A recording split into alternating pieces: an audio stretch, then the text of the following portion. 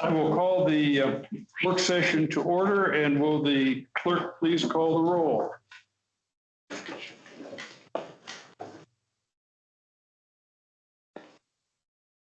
Councilmember Christy Camp.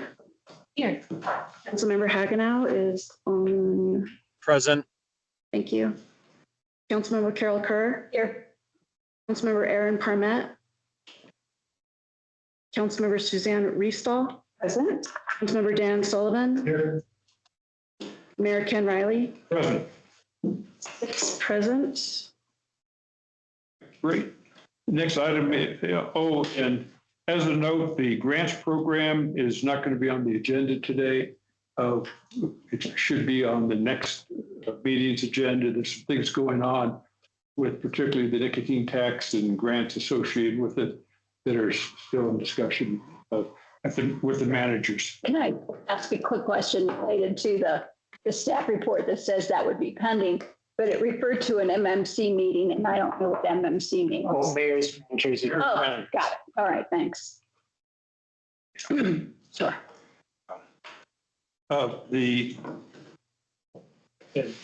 We're fortunate today to have Keystone Science School here to give us an update and presentation of what your 50th year anniversary and what's going on at Keystone Science School. Eric? This is my time. Oh, never mind. Before we do that, thank you. Is there anyone in the public who would like to speak to council on any item on the agenda? No one online. And no one online? Anyone in person here? In that case, I'll declare communications to council closed. And now Eric. Let me give a quick introduction. This is Eric Ryder, the executive director. You can just stand there. Oh, let me grab a glass of water. Oh, yeah, absolutely. All this water. Of the Keystone Science School. Some of you might recognize the emblem of the Keystone Science School because it's the exact same emblem that we have on the door to our council chambers. It was theirs first, that's why it's there. They have a long history. They were founded by Bob Craig, who we as a town owe a lot to just for his leadership in the town and particularly for our negotiations over this building and the Keystone Center's beliefs in Bob Craig's ideals. This is just a presentation. It's not an ask. I'll be doing that on behalf of Keystone Science School when we talk about grants. Awesome. Well, thank you. And thank you to all of you, for having me and giving the opportunity to tell you about the most prestigious, largest, and best nonprofit here in Keystone, which I believe is the only one, which is the reason we can earn so many adjectives on behalf of it. So thank you for your time today. There's actually a second nonprofit. There is. All right, so I'm sorry for that. We were just. But your comments, other than the only. Okay. All right, fair enough. Well, we're seeking to earn that. And, with our time today, really want to be able to tell you about the mission, the story, and really the need of Keystone Science School as a unique asset to the town of Keystone, to Summit County, and really to Colorado. So I will do my best to stay on time. I am known for being loquacious by nature. So I really appreciate the opportunity to speak today. So let's start with the mission of Keystone Science School. With the outdoors as a backdrop for learning, Keystone Science School inspires curiosity and critical thinking through the lens of science to change lives and strengthen communities.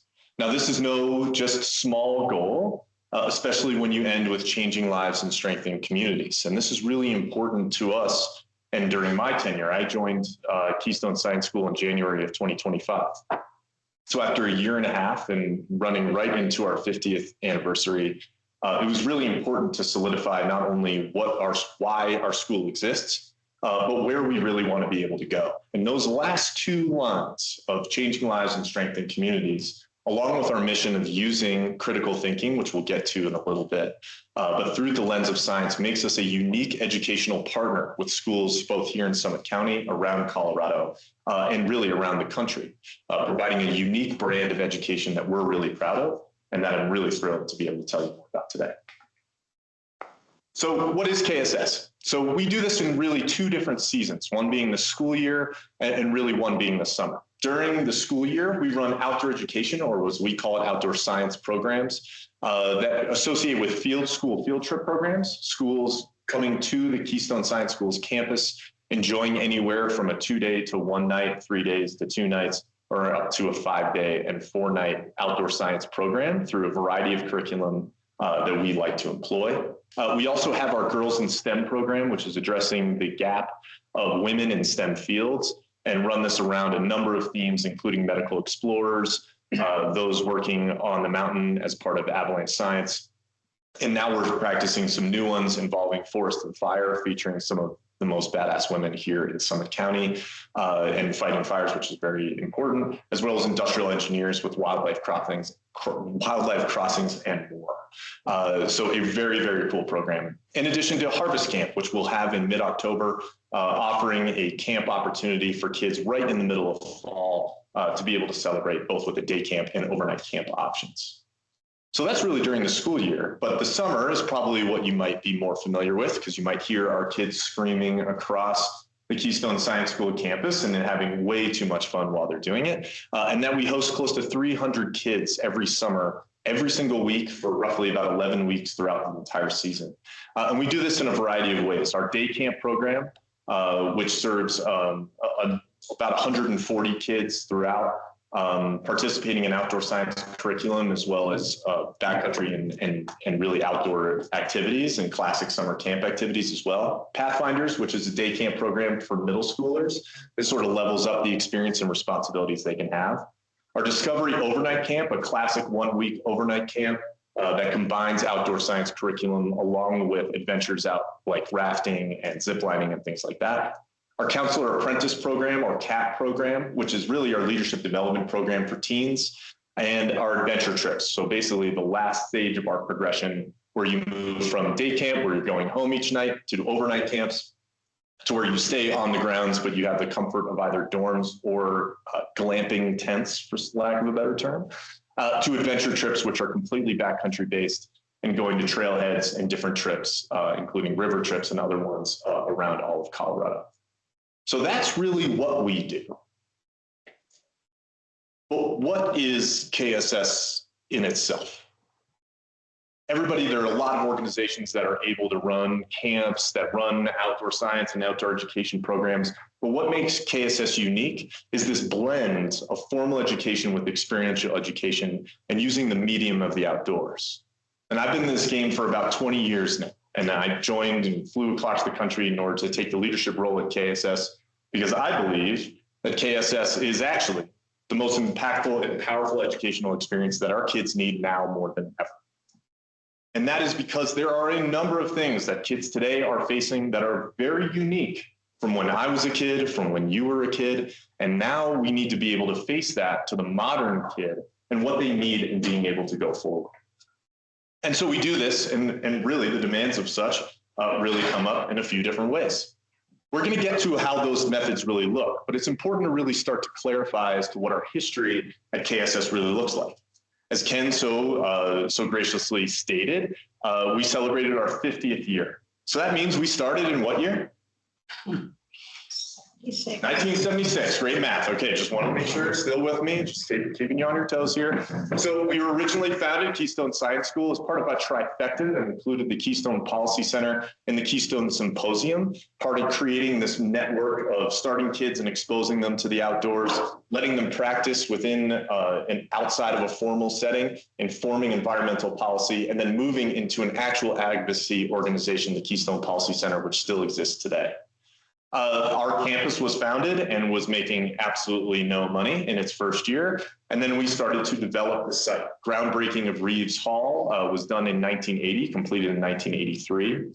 The dorms were then started in 1989. We then traded half of our property as part of a win-win situation. I learned more details about this from an alumni this past weekend. And where Bob Craig traded acreage of land in order to be able to create Keystone Policy Center building itself. And that was part of a mutual thing, something we can give Bob Craig a lot of credit towards. Day camp started in 2007. Our board was established in 2009. In 2010, and this is an important year, this is the first year that KSS fully covered its costs in the first time of its history. So you can imagine that as we get more into the story of why KSS got to 2010 as the first year, really depends on the generosity of the community and the importance and the belief in our organization and what our impact really could be. And it really was only in 2010 that we were able to fully cover our costs. So depending on our community. And it was only 3 years later that KSS was put basically from the Keystone Policy Center as part of their need to have money. They were going to sell off the land that Keystone Science School was on, giving the leadership, which includes Ellen Reed, the current executive director of the Summit Foundation, and the board chair, Doug Sims, a longtime resident here in Keystone, the opportunity to raise $2.3 million in 60 days to become an independent nonprofit. And this was completed on the 59th day. And so this was really a pivotal moment in what we would never have the opportunity to celebrate 50 years. We would have celebrated 37 and said, okay, sounds good.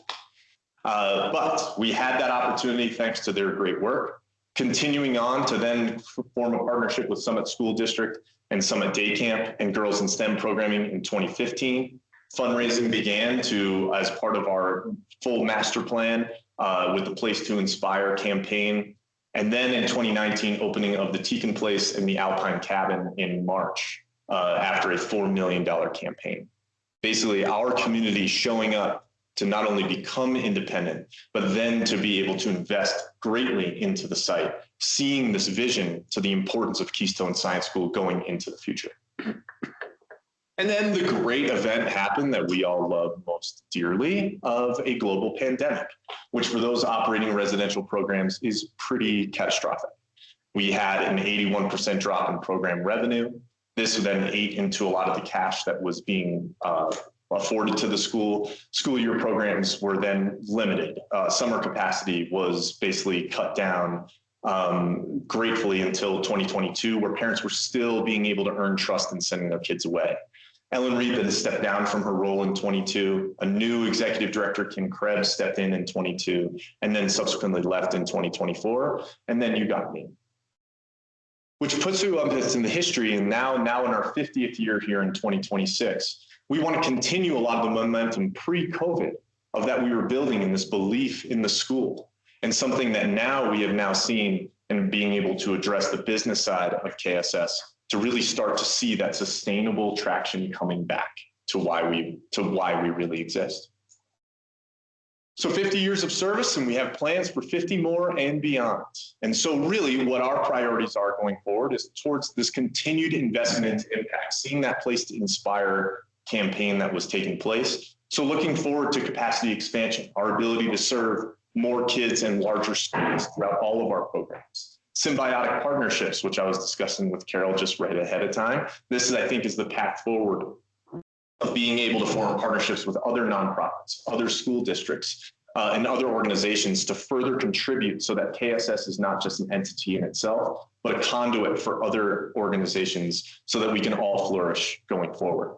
And then staff support and development, continuing to invest into our staff in a place that is continuously harder and harder to live in, and how we can be able to make, and knowing that our most important resource are our staff, and how we can make that sustainable. Now, it's also contingent, as what was part of that mission in strengthening communities, is strengthening our local support. So that means running more free community events like the summer celebration we ran this past weekend, free to the entire public and all families to be able to attend, and using our 23-acre campus to the fullest. Educational programs and running these, including Evening Under the Stars, as well as now hikes that we're now forming in partnership with Kindred Resort to be able to give more opportunities, not just for kids to experience paid for programs, but free programs for adults to continue to learn an environmental education alongside us. And our partnership with the Summit School District continues to be a priority with us as we continue those programs as well.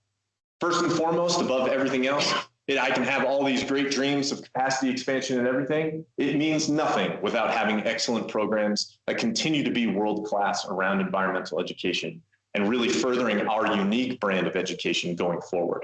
And that continues to be the highest bar that we have, of any North Star that we have at the organization, of really achieving excellent programs with world-class staff and really pivotal trainings. So where are kids today? Why does KSS need to be able to do all of this? And as we study the psychology of where kids are at, the trends that we can all see, some of these things may begin to jump out at you. Youth mental health continues to be a huge issue facing all of our kids and the generation of kids that are growing up now. Now, I could debate you and bore you with the stats of why this is the case, but it is an unequivocal fact that through the studies that kids are dealing with higher levels of anxiety, depression, attention deficit disorders, and the list goes on.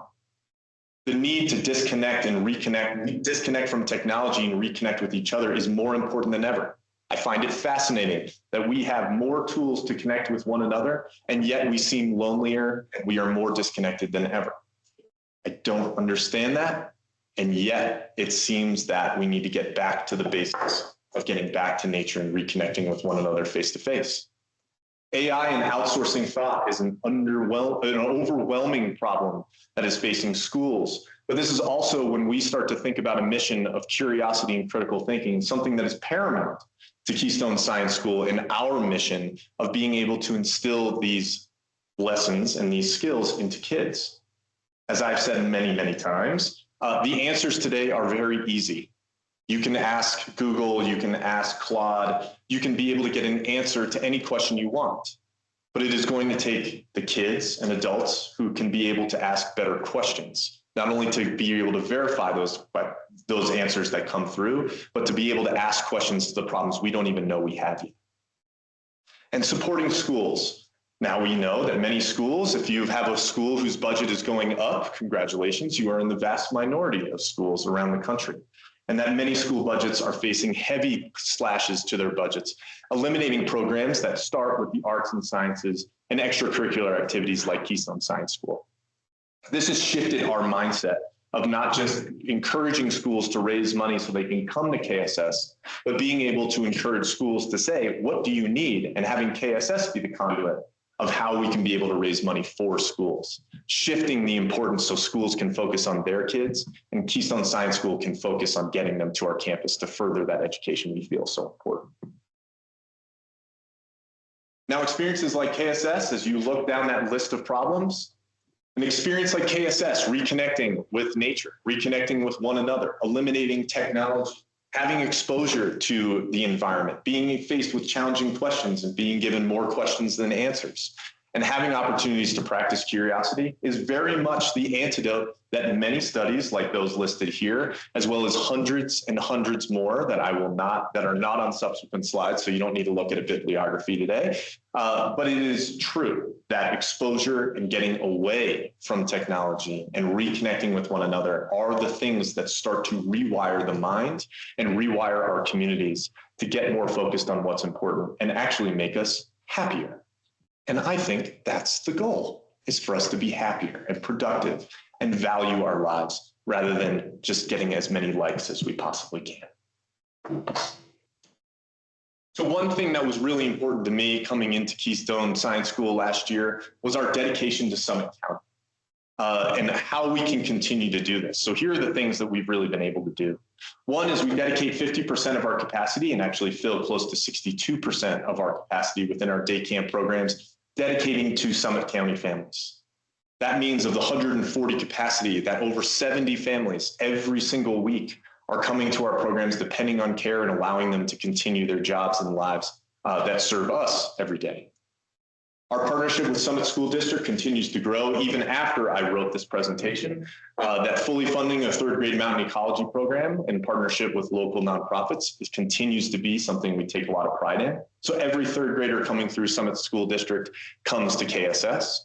In addition to that, we have a fifth grade overnight program with a family night for Silverthorne Elementary and Frisco Elementary, with continued partnerships as we've continued to further this idea of being a conduit to our schools. And there's progress with the superintendent and as well as the principals around schools to continue this program expansion. And you don't need to hear anything from me of my ideas of grades 3 through 12 of offering multi-day programs, camping trips, internship programs, and more, partnering with other organizations like Summit Huts, to provide KSS curriculum and serving kids. This is part of the symbiotic partnerships philosophy that we're already gaining traction on. Now, here's a stat that I think surprises a lot of people when they learn about Keystone Science School, that in order to support our local families, we raise over $300,000 a year and have for a long time to support local families with what we call the sliding fee scale. And this allows us to be able to provide pricing options, not only a local discount of 34%, but offer 90% discounts to families that pre-qualify for free and reduced lunch, allowing them to attend a program at a very heavily discounted rate so they don't need to worry about it. And we have further efforts to raise even more funds so that we can continue to make it even more than 90% to serve families to where even paying 10% of our cost is still too much. This is our dedication to our community. And it's something really integral because it takes our community to enable it, as you can see right here. And this is what I want to be able to tell you more about, and that a lot of people don't know here about Keystone Science School. Which brings us to 50 years. At 50 years of Keystone Science School is an incredible accomplishment. As I heard from Carol earlier today, it's getting 50 years of a nonprofit. Wow, really? How many of those really exist? The question is not many. We hear about a lot of them, but there are not in the grand scheme, especially in a community where we have more nonprofits per capita than anywhere in the country. 50 years is an incredible accomplishment. And this year, a number of nonprofits that started in 1976, both here in Summit County and beyond, got to celebrate 50 years, BOEC being one of them down in Breckenridge, and us being the other. And we view this as an incredible accomplishment for us to share in and not compete against, and that we are trying to serve our communities as best we can. So this gets to the need for support. From the start, up till 2010, we were getting by our bootstraps and being able to find support in order to keep our mission going. Now we've become a little bit more robust with a program suite and a fundraising development operation that has really been able to generate funds to continue to see our vision for the school going forward. But we still have that need. And I would implore you that if you want to learn more about our programs, if you've never been by the campus and want to see what a 23-acre untouched plot of no development actually looks like here in Summit County, it's rare. So please come on by. We'd love to tour you around to not only see some of the newest and modern projects that we have, but also to see some of the historic buildings from old Keystone Village that was formative into the creation of our town that was incorporated just recently. It is really an amazing asset right here in our town, and we want to share it as much as we can.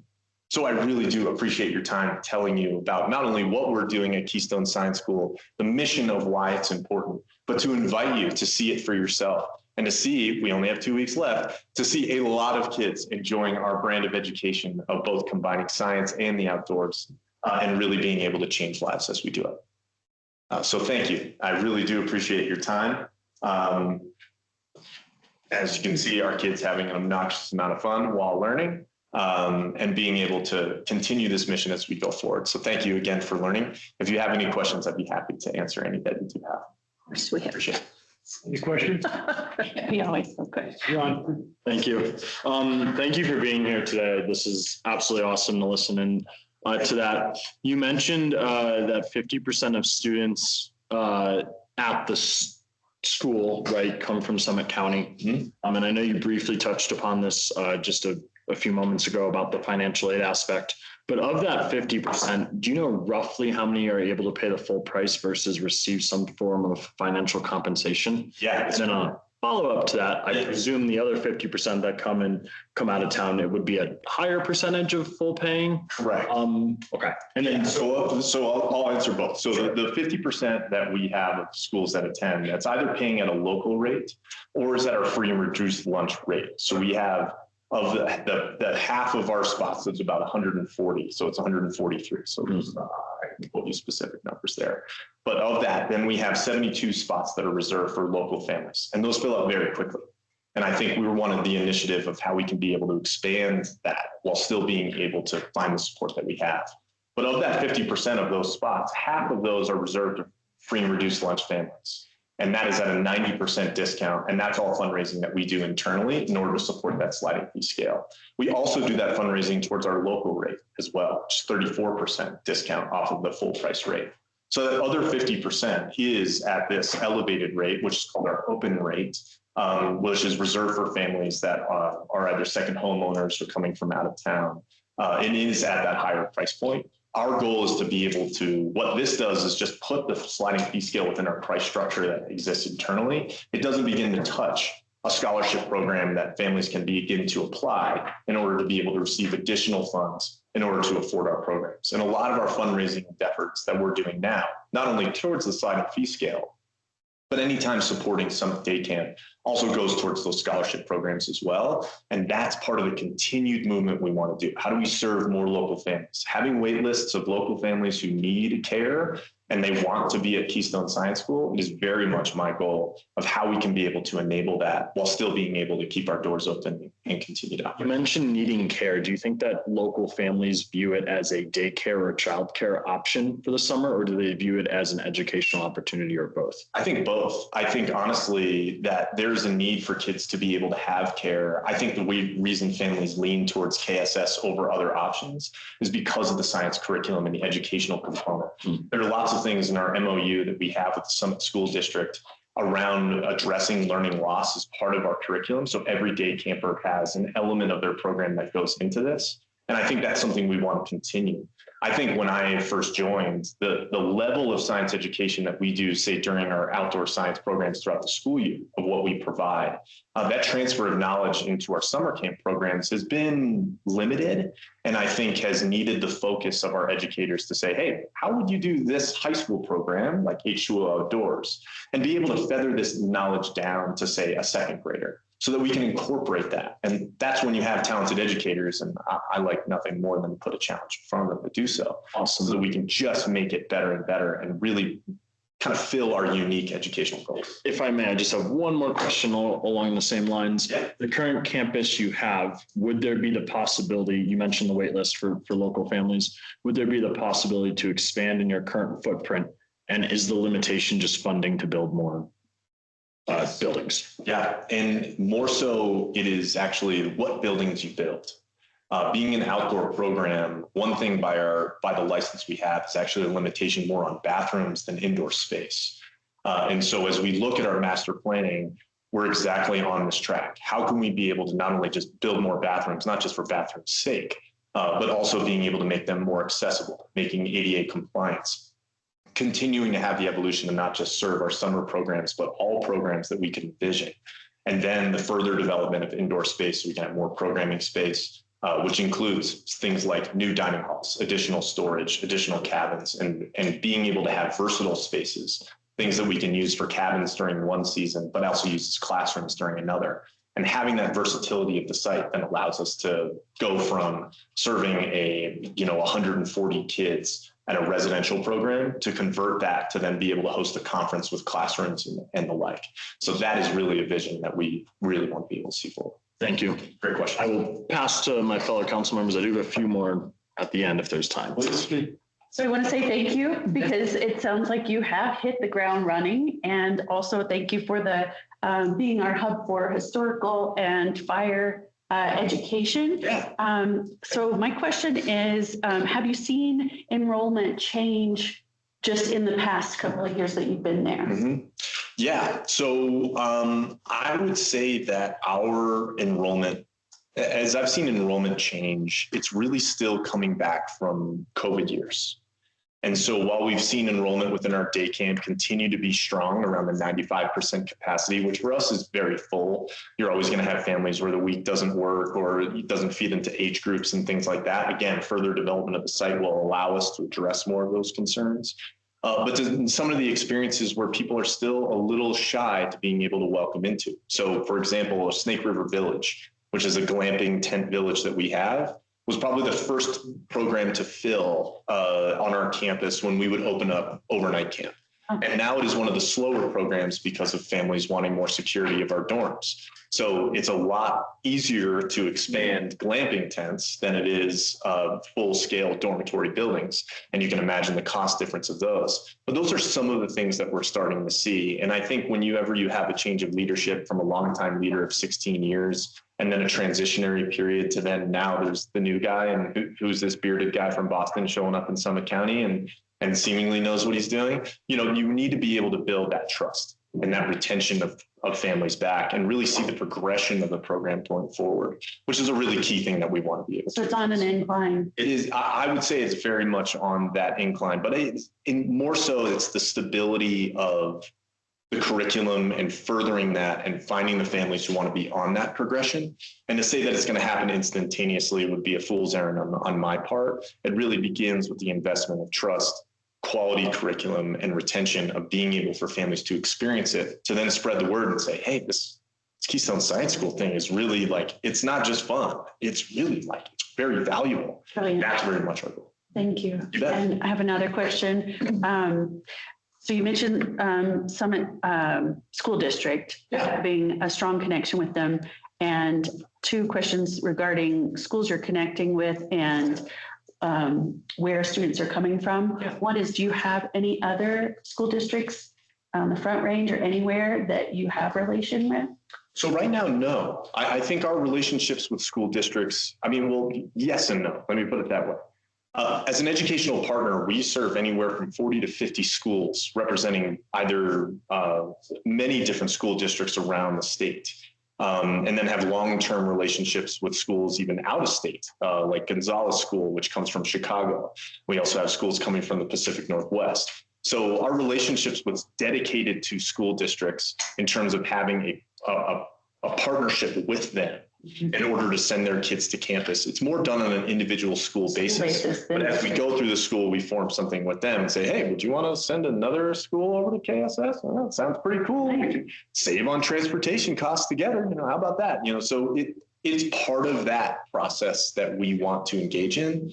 But first and foremost, we have to serve our local kids. And I think that philosophy of us having a strong relationship with Summit School District to serve our kids in county with an organization that is really unique, I think is absolutely a priority for us, because that's our kids that many of our staff have kids in the county.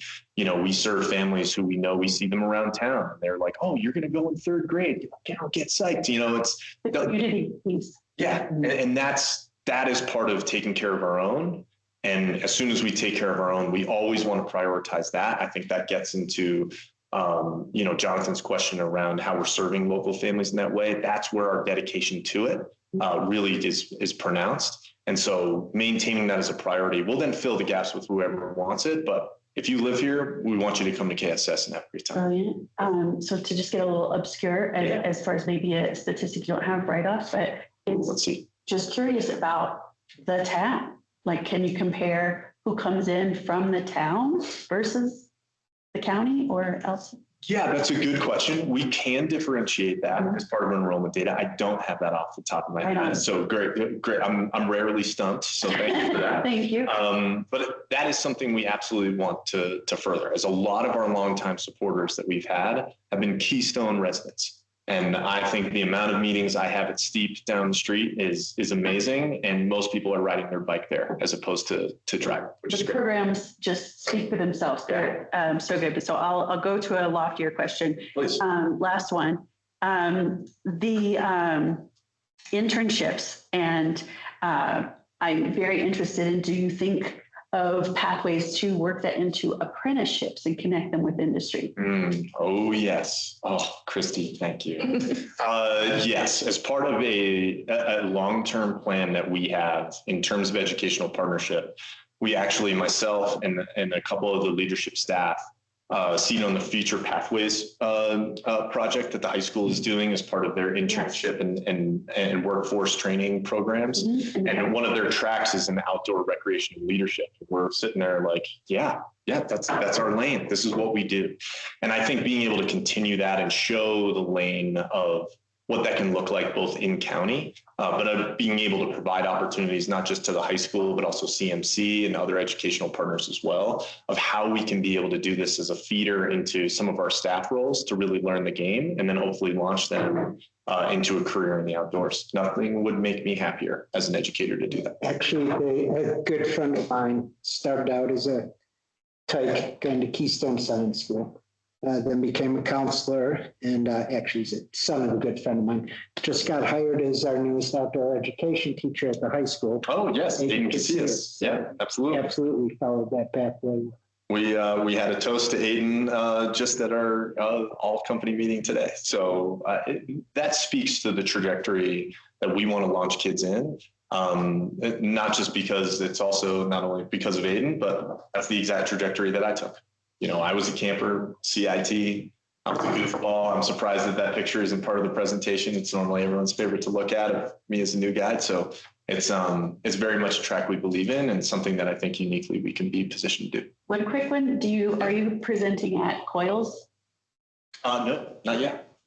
So I was going to really try my hardest to stay away until November to give you a nice breather because you've been running so hard. Yeah. But I might have to ask for a presence and talk to you because we're presenting at Coils and it's very much about this talent pipeline.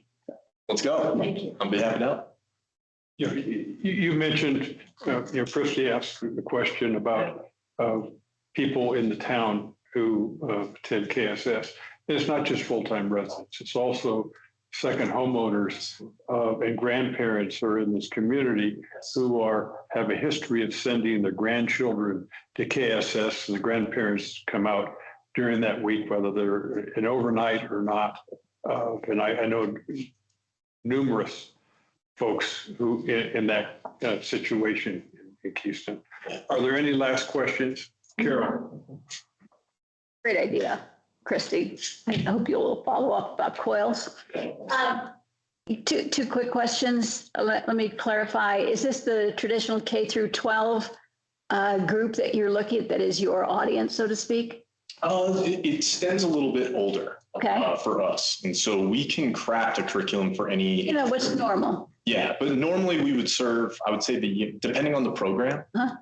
So for our day camp, we'll go down to about second grade. Our overnight camp will be second or third grade as part of our starting point.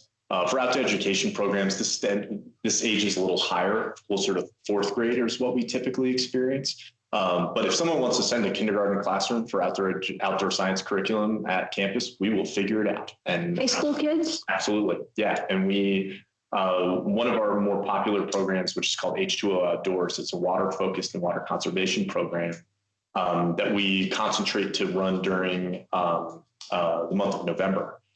This is typically a high school program. And that we've designed this and being able to raise money specifically for Hinckley High School is one group that we currently fully fund in order to be able to come up to the program. But we also seeking out more support so that we can support more schools that couldn't otherwise be able to think about attending a KSS program to achieve that. But if any kids want to come to our program, we will design a program for them and it will be awesome. Okay. One of our favorites. Last question, tougher. Can you characterize and contrast your year-round full-time workforce versus your seasonal, like summer? In terms of numbers, in terms of our staff? Yeah, year-round staff that we have is roughly about 12 to 13, depending on the time of year. And those are year-round full-time equivalent staff. During the school year, we have a team of anywhere from 8 to 10 instructors, a combination of both lead instructors and entry-level instructors. And then during the summer, we employ 80 to 90, which includes day camp staff, overnight camp staff, kitchen staff, adventure staff, and support staff throughout to be able to serve 300 kids throughout our programs. Oh, okay, thank you. So the more we expand, the more people we'll hire. I will be very Last question.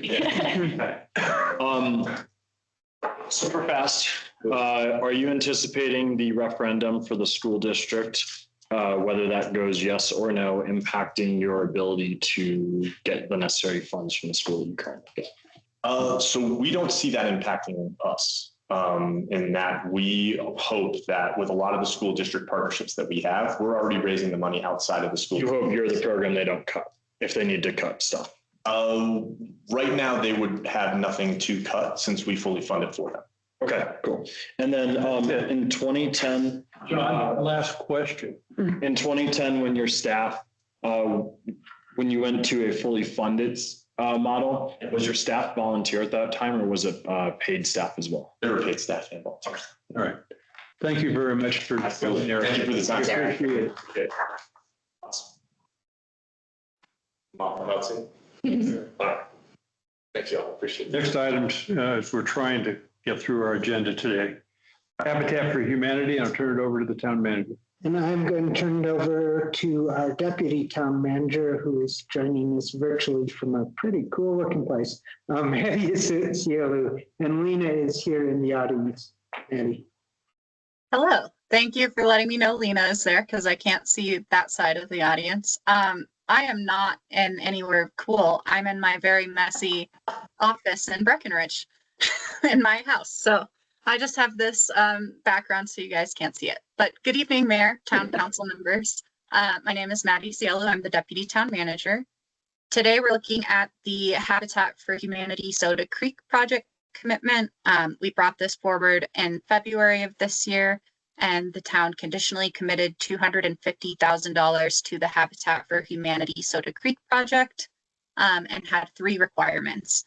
First being that all project funding is secured, second, that construction commenced prior to disbursement, and third, a deed restriction prioritizing a worker employed within Keystone's town boundaries. So about a month ago, we came back to town council and had a request from Summit County to consider modifying the deed restriction priority. And after that conversation, we were able to continue speaking with Summit County to talk about what it would look like to be able to allocate 5 units to the town of Keystone for our Proposition 123 commitment. So I'll give a brief overview about Proposition 123. I know council members, most of you are familiar with this, but in case there are members of the audience who aren't, this is a voter approved initiative that was approved in November of 2022 that establishes a dedicated statewide fund for affordable housing. So the town of Keystone did opt into the 2024-2026 funding cycle of this. And in doing so, we committed to producing 5 eligible units in the 2024 to 2026 cycle. So at the end of this year, the town will have to make a decision to say whether or not we're going to opt in for 2027 to 2029. And subsequently, they will also look at whether or not we have met our current funding or current unit count. So at this time, the town of Keystone does not have any units that meet the Prop 123 requirement. The Proposition 123 requirement is that units meet specific affordability thresholds for rental units at or below 60% AMI, or for sale or for sale units at or below 100% of AMI, and they must cost less than 30% of gross income. So this project would be eligible for Prop 123 unit counts, and Summit County has already met their commitment. So if we were willing to broaden our deed restriction to allow for workforce that are working anywhere within Summit County, they would be willing to give us the 5 unit counts for this project. Staff believes this is a really cost-effective way to meet our Prop 123 commitment. And it's also really the only logistically feasible way for us to do so before the end of 2026. And doing so would allow us to be eligible for grant opportunities in 2027, including maybe some pre-development opportunities or local planning capacity grants. So if we don't meet this commitment, we would not be eligible for that funding in 2027. Additionally, we'd just like to reemphasize that the deed restriction priority, while it would broaden to Summit County, we believe that because this project is located in Soda Creek and it's located in Summit Cove, that immediate proximity to Keystone and the integration with local transit routes really encourages residents of these units to be able to participate in the Keystone workforce. So that is kind of a brief overview of the highlights of this discussion. I'm happy to answer any other questions, but I think I'll also pass it off to Lena from Summit County in case she's got anything that I missed.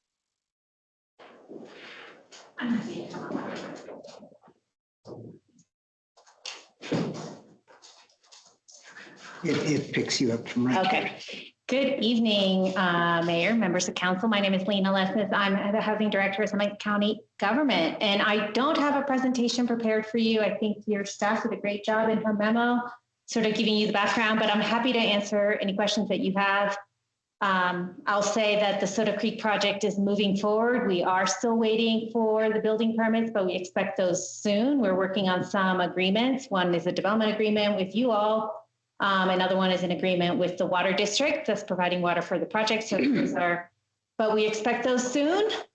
We did have the discussion that you guys are having tonight with our BOCC July 28th, and they are amenable to the 5-unit request in exchange for everything that Maddie talked about with the deed restriction. So if you have any questions for me, I'm happy to give it a shot. Okay, it's really more on the 1, 2, 3 program. So the county has a lot of extra. So it's really no skin off their nose to give us 5. Well, that's correct. I wouldn't say a lot. We No, have officially 3 extra.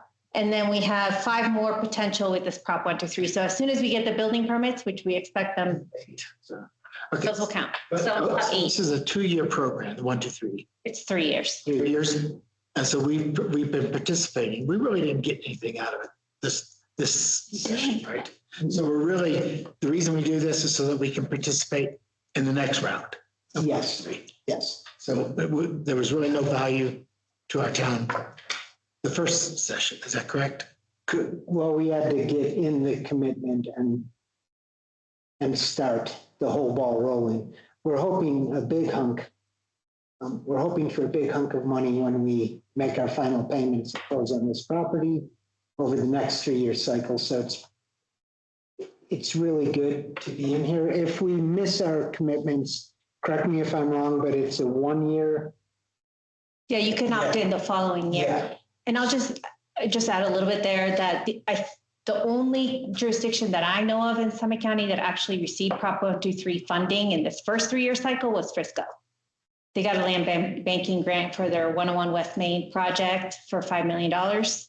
That's the only one that I know of. It's hard to tee it all up Yeah, for 3 years. There were some severe cuts to the funding, which are still disputed by the state government with our budget problems the last couple of years. We're hoping that money comes back, more money flows in from the feds over the final 3-year periods. This isn't the only step. We'll also have to pass a few land use processing rules, basically, to fast track affordable housing. It doesn't take all review out, that's not going to be an issue for us. We can meet the fast track capabilities in-house, no problem. If you're in a much bigger community, it might be more of a burden, but that's the second step we'll take by the end of the year if council approves this. I mean, we're giving up something that we all kind of debated on a lot, about Keystone money, blah, blah, blah. We're sensitive to that.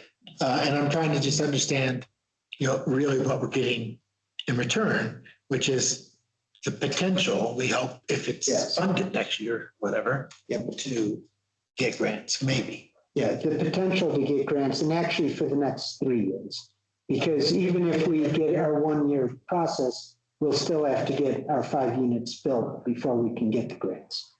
So this will enable us over the next, 27, 28, 29 to get grants. Okay, so we will have met our commitment for Yes. 2029. Yes. Yes. Yeah. And then there'll be a new commitment.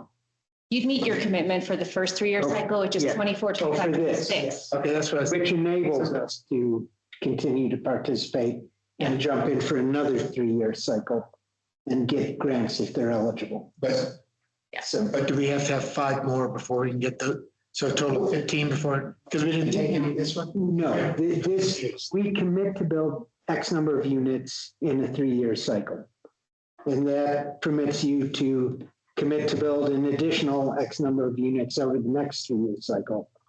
But you can get funding while you're meeting that commitment.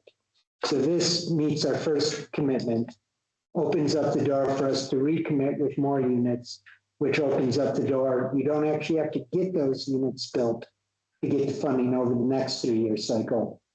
If we don't get those over the next 3-year cycle, then we're cut off again. We've never been cut off, but. So we basically in 2024 said we would build 5 units, and now we're building the 5 units we said we would. Correct. Yeah.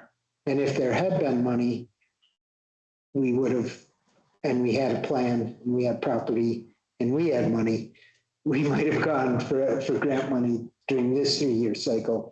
We were eligible for that. This just opens up our eligibility for the next 3-year cycle. So these units, that the county has, you didn't get any grant money for that? Those? Actually, Wintergreen Ridge, which is 47 units out of the 59 that the county is required to supply, 47 is Wintergreen Ridge, and that did get Prop 123 funding. It was originally funded a certain way, and then they switched out some of the funding agreements to access some of that Prop 123 money. And because of that, we automatically get credit for those 47 units.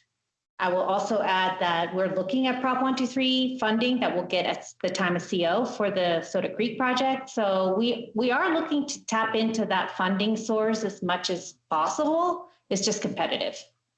But we're also looking at bigger picture. We're looking at it at pretty much every project that the county is looking at. This is all that's left at the state level in terms of funding for affordable housing. So we are looking at it for every project. Carol. Thanks for being here, Lila. Appreciate it. Timing is everything. So if the Soda Creek project does not kick off in fiscal 26, do you still transfer the credits to us if we make that decision? Yeah, so hopefully that doesn't happen. Hopefully, but we are planning on breaking ground. That would be devastating, really, but we're not thinking that that's going to happen right now. We have 3 units officially left over, so we can give you 3. We can say that right now. We are looking for 2 more from the Soda Creek project. Okay. Challenge is 3 doesn't do anything for us. Well, it's more than 0. It doesn't really matter though if we didn't meet the commitment. We need 5. So let me ask or echo back what I think I've just heard. My understanding is if we meet the commitments we made during the 2024 to 26 period, it makes us eligible to apply for grants and other things to include single family rehab and things like that, right? So it's an eligibility to apply and compete, Correct. according to what you said. Correct.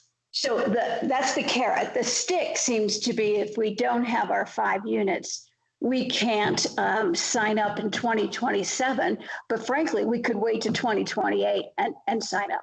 We still have to have 5 units by then. I think it just makes us ineligible.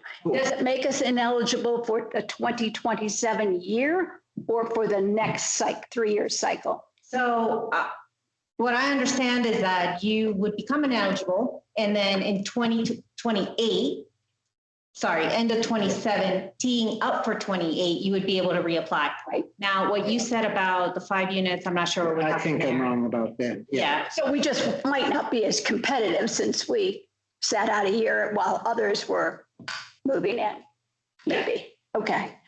I think I have another question, but let me pass it back to you. John? Like, remember. Thank you.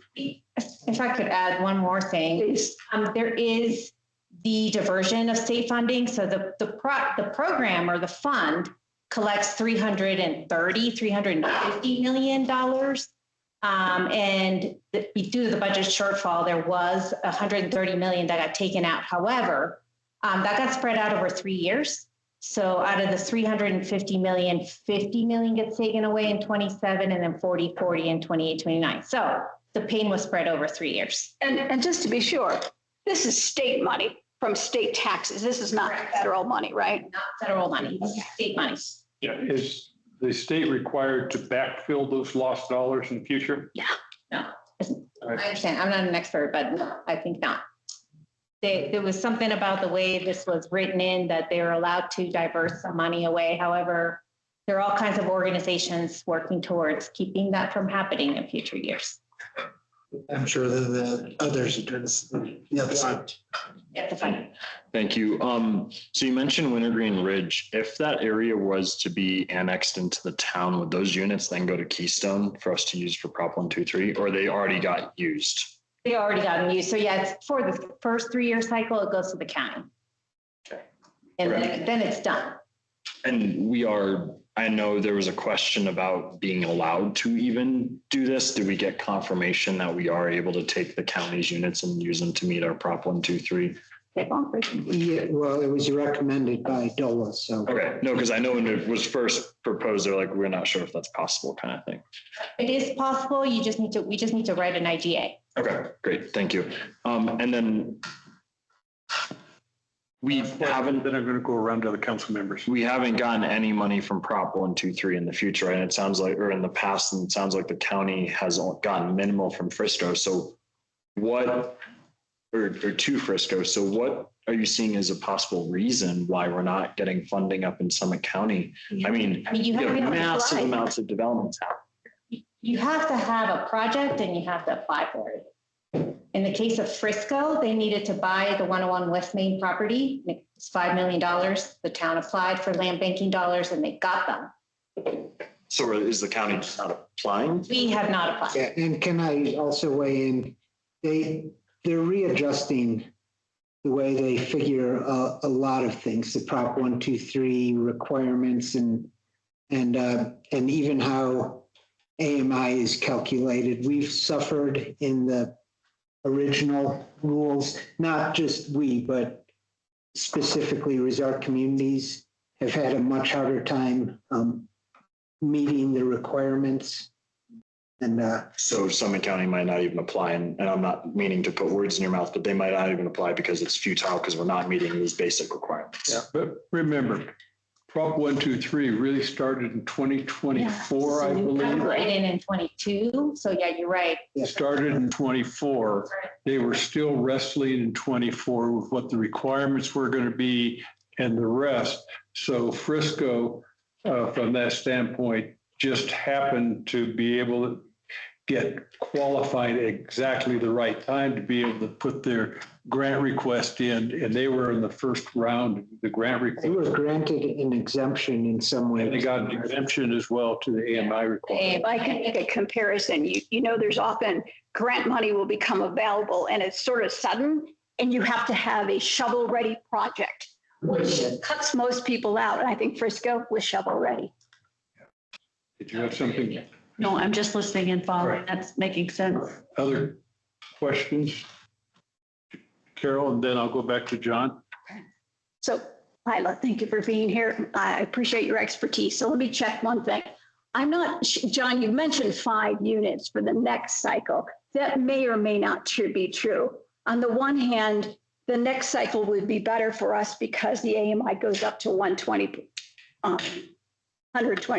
I believe. Is that, or 120% Of units. Right. So that's to our benefit. But as far as what the count will be, it's, from when I looked at it, I'm going to quote this, it's based on an annual residential new construction building permits in the last 3 years, divided by, multiplied, divided by. So my question is, what is the definition of residential new construction? These are good questions, and I asked the same question. And Yeah. so it's a whole new unit. So Let me give you an example. If Brightwood puts up 10 new condos, does that count as new residential units? So yes. Because could be a lot.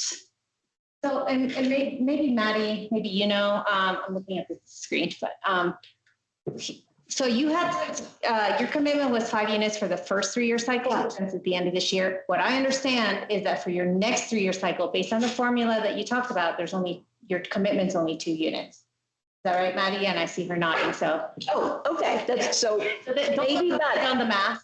Okay. So yeah, so the county's commitment, for example, goes down. There's other municipalities in the county that theirs go up, ours went down, yours goes down too. Isn't that They interesting? still, I know there were still some problems with their original proposals. I think that part of it was worked out. It's always getting tweaked, but the formula, Like Silverthorne got hammered because they had so many building permits for affordable housing. Yeah. So let me be real quick with the second part of that question. And that is, if the county helps us meet the requirements for now, that makes us eligible to apply for a series of grants and loans. how long does that eligibility last? 3 years. So through the next cycle, Yeah. because we can just, as Maddie pointed out, and I want to underscore, we could apply for loans or grants for capacity planning, right? Yeah. Okay, we don't actually have to build thank you. Yeah. All kinds of programs, Okay, planning for all kinds of things. thank you. You have something else, John? Yes, thank you.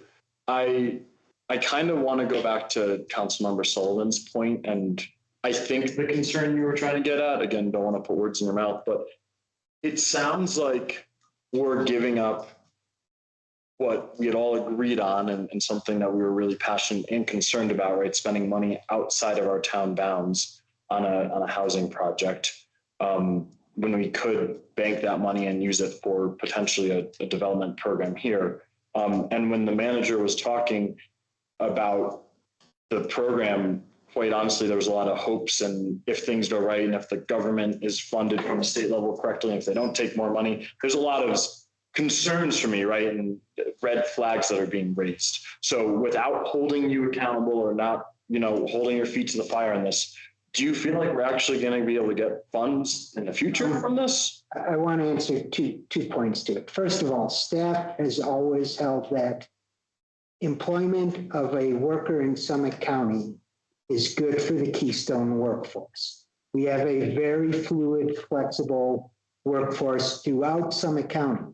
And someone who's working in City Market this week might very well be working at the resort this winter. So that's I want to make it very clear that staff is in total agreement on that.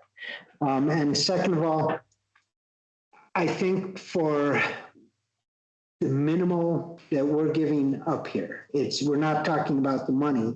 The money is already committed by the town. What we're doing is changing the deed restriction to just remove priority for a person currently in the Keystone workforce. The potential to get money, I think, is well worth the cost of giving up that prioritization for one unit in. Thank you. Other questions? No, just comment that it is about the money. I disagree with you because they're related, but not said. I think what we're saying is that, are we going to potentially get another 250,000 out of the next round? And we probably will, if the funding is there. Or the equivalent. Well, something like that. Some equivalency that we would feel good about. Yes. That's the hope. It's still a hope. And to tell the truth, there are not a whole lot of compliant communities out of the communities that have signed up. And the people who make not just these funding decisions, but they're all involved. And it will help us with Chaffa money. It will help us with DOLA money. It will help us when we apply for other grants too. They'll understand that Keystone took steps to.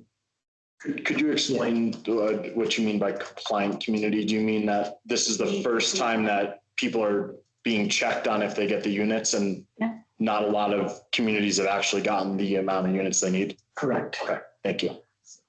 To be fair, so when we voted 2 years ago, you encouraged us, and I was encouraged to register for this. And my understanding, you had some confidence that we could pull this off without relying on the county. Can you remind us what you were thinking? No. What it was if we don't, it's a 1-year penalty. We will get there eventually. Keep dealing with the 1-year penalty if we have to. Or something like this could. To me, once again, it was a risk analysis. What's the risk that we don't do it? We have to put it off for another year. Okay, so again, let me restate that another way. The state has set this proposition 1, 2, 3 up to say, if you want access, if you want to be eligible to compete in this arena for loans and grants that are going to be associated with housing, we want you to meet these gates. Is that a fair assessment, Lena? Rima. I would agree with that. Sorry, tell me again your name. I'm so terrible. Okay. And if I can weigh in a bit, why we're relying on the county to get us our units rather than having built units. Little over 2 years ago, the housing and finance markets went to hell. We haven't had a large project permitted since the very first days when Canberra Townhomes was permitted. Our projects before that, we were building Kindred, we were building Brightwood. We had projects lining up to get built, which we could have found these units out of new projects. Okay, thank you. That's what I was thinking, because we could make it such that we'd ask a developer to set aside like 1 unit or 2 unit for. Let's be careful of Kindred, Brightwood, those projects are Keystone PUD requirements, and there's no requirement for the developer for the PUD to, their requirement is to provide housing credits, which come from a bank that Tail Resorts has. There's a lot that we can talk about when we have a discussion about how the PUD operates and what the requirements are and what would have happened with us making the decision whether the credits were viably met requirements of the building. So, Fairness, we could, going forward, we could make a town-wide requirement, regardless of whether you're in a PUD or not, for housing. and I was just addressing Yeah. oh yeah, the past stuff, Yeah. that's already done. yep. We're really would be looking for housing And requirements. I think that'll be a big. Well, the upside to what you just said is that probably had an impact on a lower requirement in the next cycle. Does that Yes. make sense? Yeah. Okay. There's always this and that. So we're not in an official council meeting, right? So No. are you looking for guidance or, because This will be on the, this is On the agenda. on the agenda coming up tonight. Will be expected to vote one way or the other. oh, yeah. Okay, do we want to talk about kind of our consensus now or? Can I ask one more question? Yeah. And I kind of like to put Maddie on the spot. You're our housing lead. You're taking courses in this. What is your assessment of the wisdom of making this agreement with the county? I think that it's a good idea to be able to meet the Proposition 123 commitments. I also think beyond that, it's a good idea to be cooperative with the county on this effort, just to kind of make that relationship be a positive relationship in our partnerships for housing, because that could be something we continue to do in the future. It might not be, but just something to consider there. And I think we're still benefiting Keystone by having an employee who works in Summit County have priority for, or have the unit. Thank you. One more. I could just weigh in with, just, to become a town, we've had sort of elbows up relationship with the county. And we are in a new transitional phase where elbows are not down, we're almost hands out. And this looks like, because the money was already committed, is what I'm trying to understand. The money is already committed. It seems like a good way to move toward having those more collaborative relations. The only change I make, the money is budgeted. Thank you. Well, committed. You guys We did make it. committed. Oh, we made a commitment subject to the deed restriction. Yeah, yes. So if we don't approve the change, that commitment goes away. No, we still give the money. The deed restriction stays giving us priority. They're still going to take our money one way or the other. It just. They're asking us to reconsider. Yes. In exchange for. In exchange, all right. First, let me ask you a question. Would the county under the existing deed restriction, one of the questions was, this is a county project. But if we elected to not go with the 1, 2, 3, would the county allow that deed restriction, this Keystone employee only, to go in, or would you say, thank you very much, we'll cover it? Wow, that's a big question. The project is Summit Habitat for Humanity, so I just want to make that clarification. It is in partnership with the county. I think we need the $250,000 contribution. So if I'm speaking on behalf of the housing department, but I think that we would take your money and accept your condition. All right, good. Just want to make one comment. The reason why I think we're debating something which on the outside you would think wouldn't be that bad. But when we became a town, one of the sensitivities that a lot of our residents had was that we felt like, as Ross Perot said, that big sucking sound. Money was leaving here and not being invested in our town. And so that's a little bit hearing from them why you hear from me, maybe others, why there's a little bit of sensitivity. So, but I appreciate what the county is offering. And with the, we have a hope that the state will continue to fund and that we will be competitive in the future and that it will benefit Keystone, I hope, for projects that we know we might have, especially like right around here. Is that fair? Yeah, what I'd like to do is to try to figure out where we're going to be later tonight, is just go around to each council member. Could I ask one clarifying question? Last question. For the working in Summit that was talked about, the 30 hours, I believe is the threshold. Could you remind us what happens if I work an hourly job at Target, right? 30 hours a week, and then all of a sudden I get a remote job and the company's based out of Minnesota. And I just use that as a random example, right? Can I still own that unit? So we do annual deed restriction. Well, the county will, because it'll technically be their deed restrictions.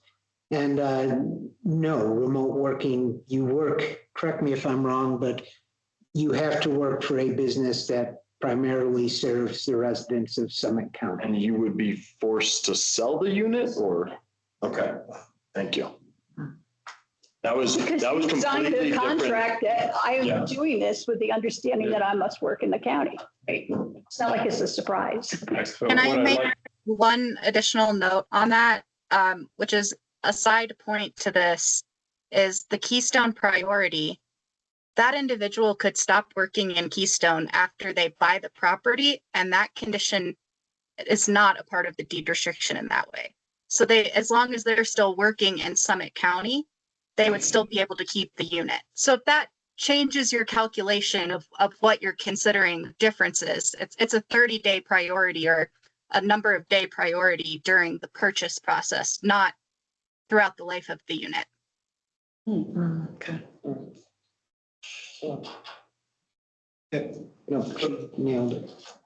And what I'd like to do now is just go around and say, would you support or not support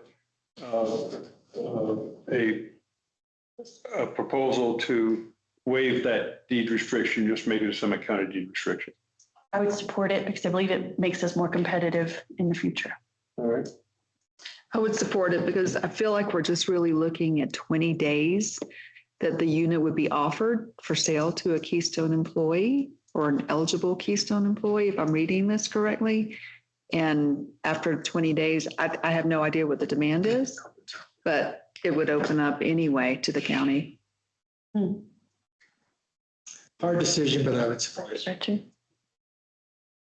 I would support it for the same reason. I see a tremendous benefit in being able to apply to per 1, 2, 3, recognizing that in 27, we may or may not have a grant application. There is an opportunity to do basic planning and fund it with $1, $2, $3, which we're hoping to be able to do some of that potentially this year. And next year, we could potentially get some of those planning dollars. I would support it. I think access to eligibility is important. I want to point out that the county's not taking advantages of us here. They could have just held fast and asked for this without offering the Prop 123 credits. And also, I think it's worth mentioning that county's putting up, county provided, or what do you call it, gave the land and has already committed to a lot more than we have. Yeah. Yeah, county's contributing $1 million on top of the land. Well, that's a nice round number. Okay, thanks. So, I mean, Anyway, if fine, you want I'll to support. I would also support it, and I think that many of the comments made before, I would echo. I would like to reemphasize the town manager's note about our workforce is super transient, and many of us have considered Summit Cove. The location of this is a backdoor for Keystone, right? It's basically in our community without being in our community, and the possible upside with being involved in the Prop 123 pool for the future is substantially higher than the downside or the risk, I believe. And I really appreciate the county working to support our Prop 123 commitments and being proactive in identifying that as a compromise. So thank you. All right. Great. We'll still discuss this at the Oh, council meeting, right? Okay. of course. We'll reiterate We'll all have to this later. discuss. Thank you. So we don't need to pull the item from the agenda. Agreed. The next item is Arapahoe A Basin's Improvement Project. Mr. Town Manager. I will let Drew Nelson, our Community Development Director, talk about our second ski resort's plans for expansion. Good evening, Mayor and Council. Just quickly, there's a draft letter of support for some improvements at Arapahoe Basin that they're planning for this year and next to include additional new remote avalanche control systems, somewhere around 400 new parking spaces, additional snowmaking to cover an additional 65 acres, and other improvements they're proposing up there that I think would be really, or I think we collectively think would be beneficial to the town of Keystone and Summit County to help with demand management on transportation and other things, as well as skier and employee safety. Those remote avalanche control systems have been in operation in Colorado for, just under 20 years.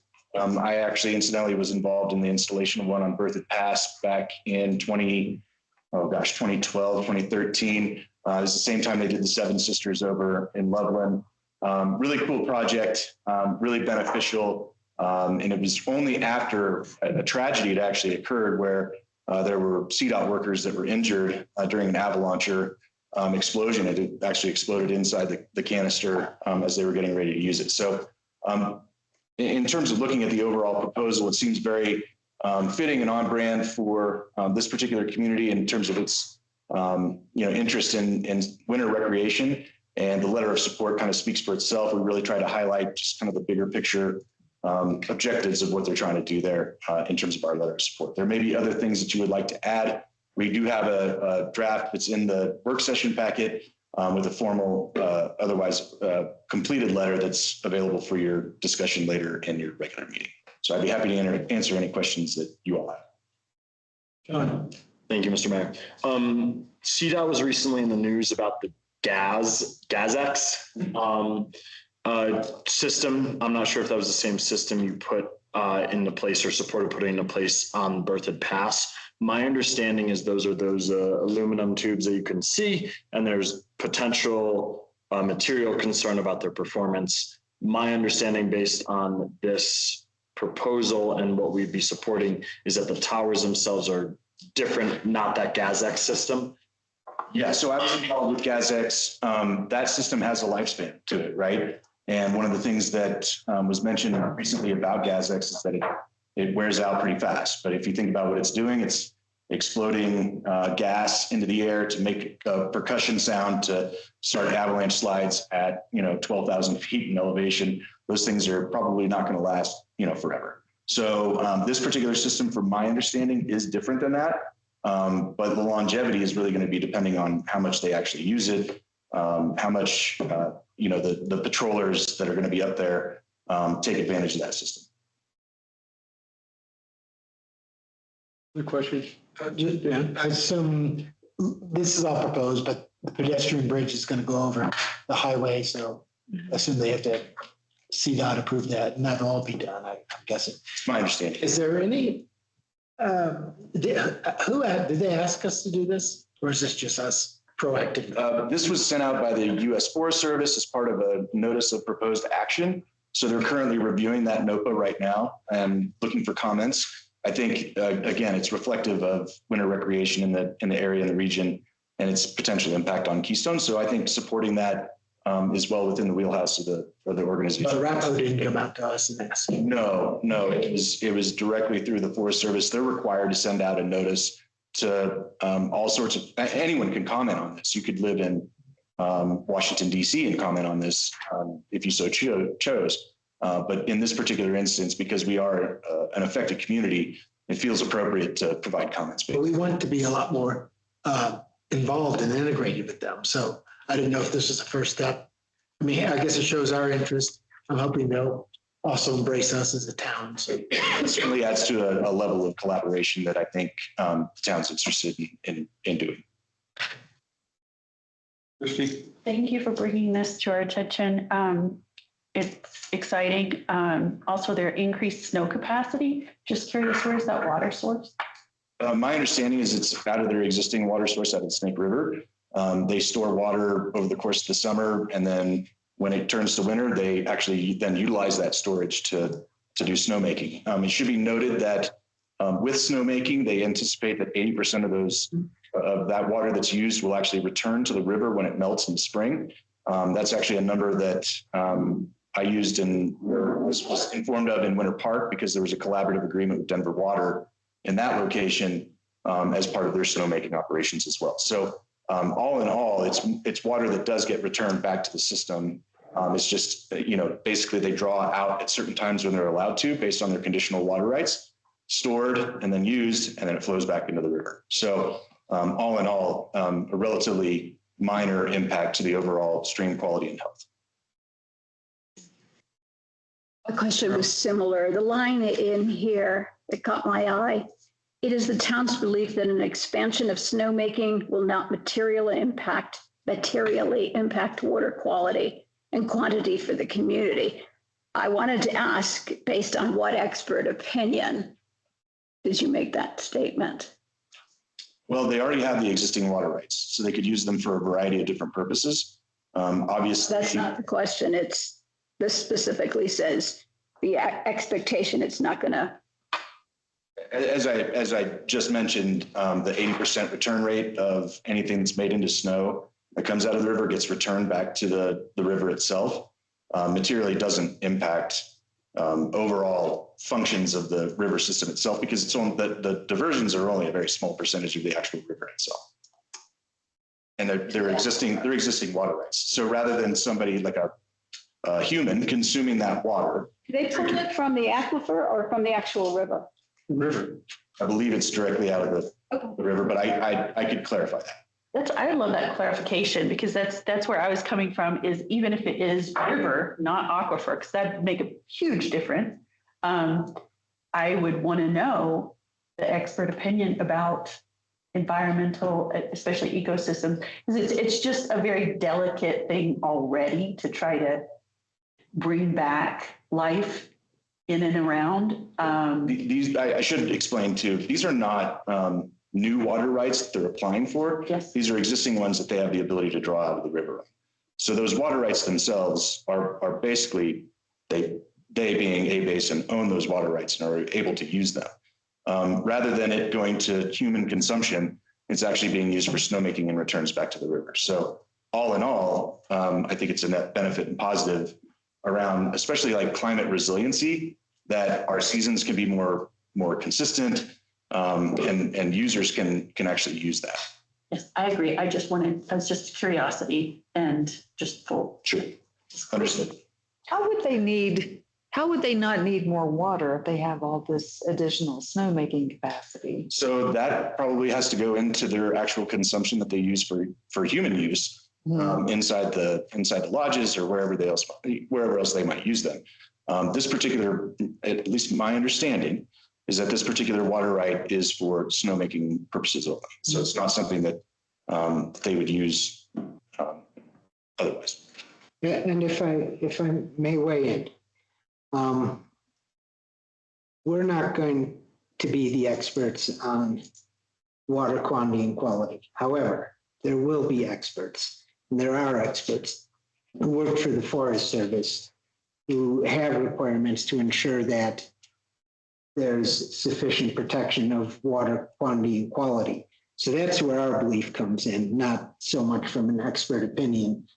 And if you're uncomfortable, this is literally just a letter of support. That paragraph can. No, I just want to Come right see up, what they yeah. find. I support this letter, and I know that distinction or that assessment will be made by down the lane. I was concerned about the town weighing in when we do not have that expertise. And it will make no tangible difference, but for the future, I'd be careful about making scientific statements with No, that. and we actually talked quite a That's what I bit. was looking for. Who did you talk to? No, we talked quite a bit about including this paragraph, how we should include this paragraph, even whether, and this is something we could do before approval of the letter, change it to the town does have concerns that this may impact. I think more to the point is Drew's comment that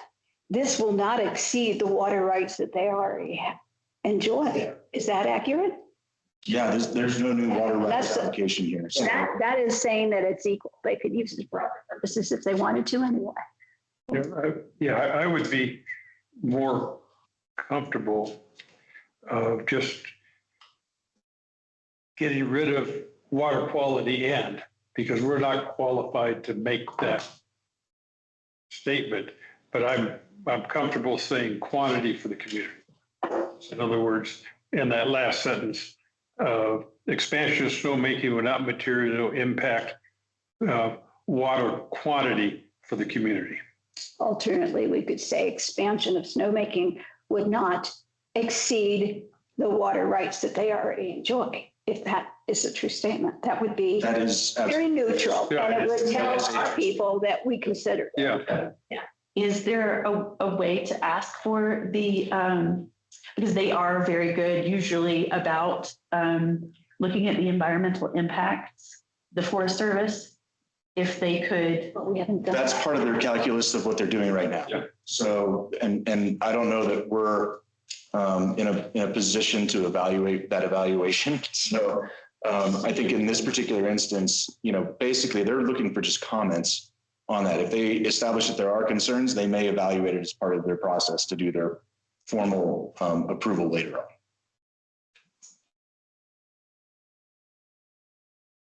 on. Thank you. One of the things I'll just briefly note, because I know that there's some questions about water law. I spent a hike with a lawyer from Estes Park, the town of, and he specialized in water law, and it's extremely complex, right? And I'm not going to sit here and pretend like I understand it fully, right? But it's not like they can just pump everything out of the river until it's bone dry. There's actual restrictions around how much they can pull out. Again, I'm not going to pretend like I'm an expert in it, right? But if they already have X water rights, it's not for us to tell them that they can't use it, right? They could do a pool party in the parking lot and use all the water that way, right? Maybe not, right? That was approved under their water rights. Yeah. Maybe. So I think what I'm trying to get at is for a reason, right? Yeah, I wouldn't get stuck on the water, right? Because like that's not for us to weigh in on, right? I completely agree with, I find it hard to believe that they're going to expand snowmaking this much and not need more water, right? But that's just my 2 cents.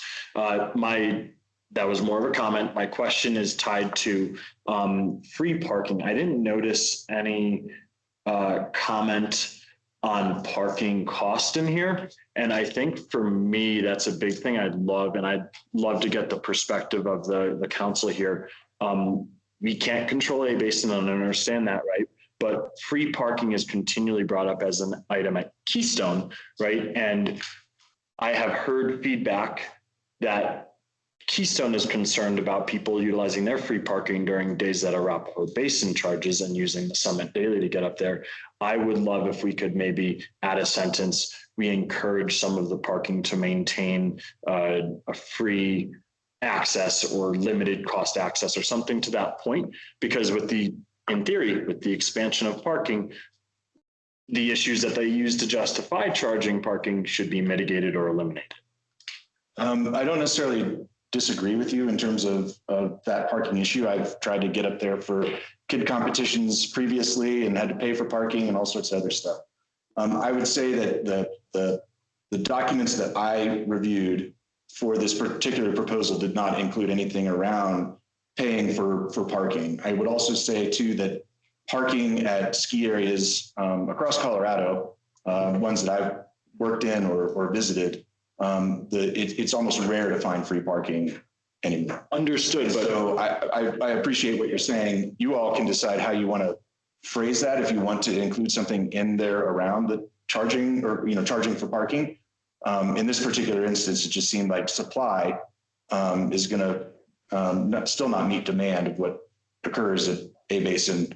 But this is a great step forward to adding capacity for those busier days. And if I may, I think a line saying that the town recommends that the additional parking be free of charge. yeah, and I think that one of the great things, not great, but one of the points you mentioned about nothing saying they were going to charge for parking, but there's nothing saying they can't charge for parking, right?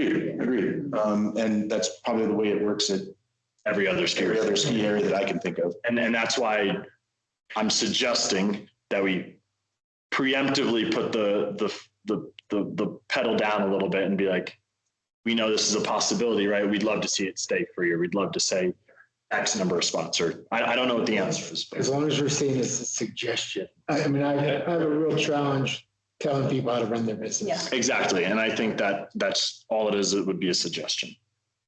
I also think it's important to consider what you're commenting on, and this is an application to the Forest Service for expansion and for these uses. And I don't think the Forest Service has authority to tell A-Basin whether or not they can charge for parking or not. Why would they not be able to do that in their expansion of the, what's it called? What are these called? SUPs, the special use permits. Why would they not be able to? I just don't think that they regulate it to that extent. Okay.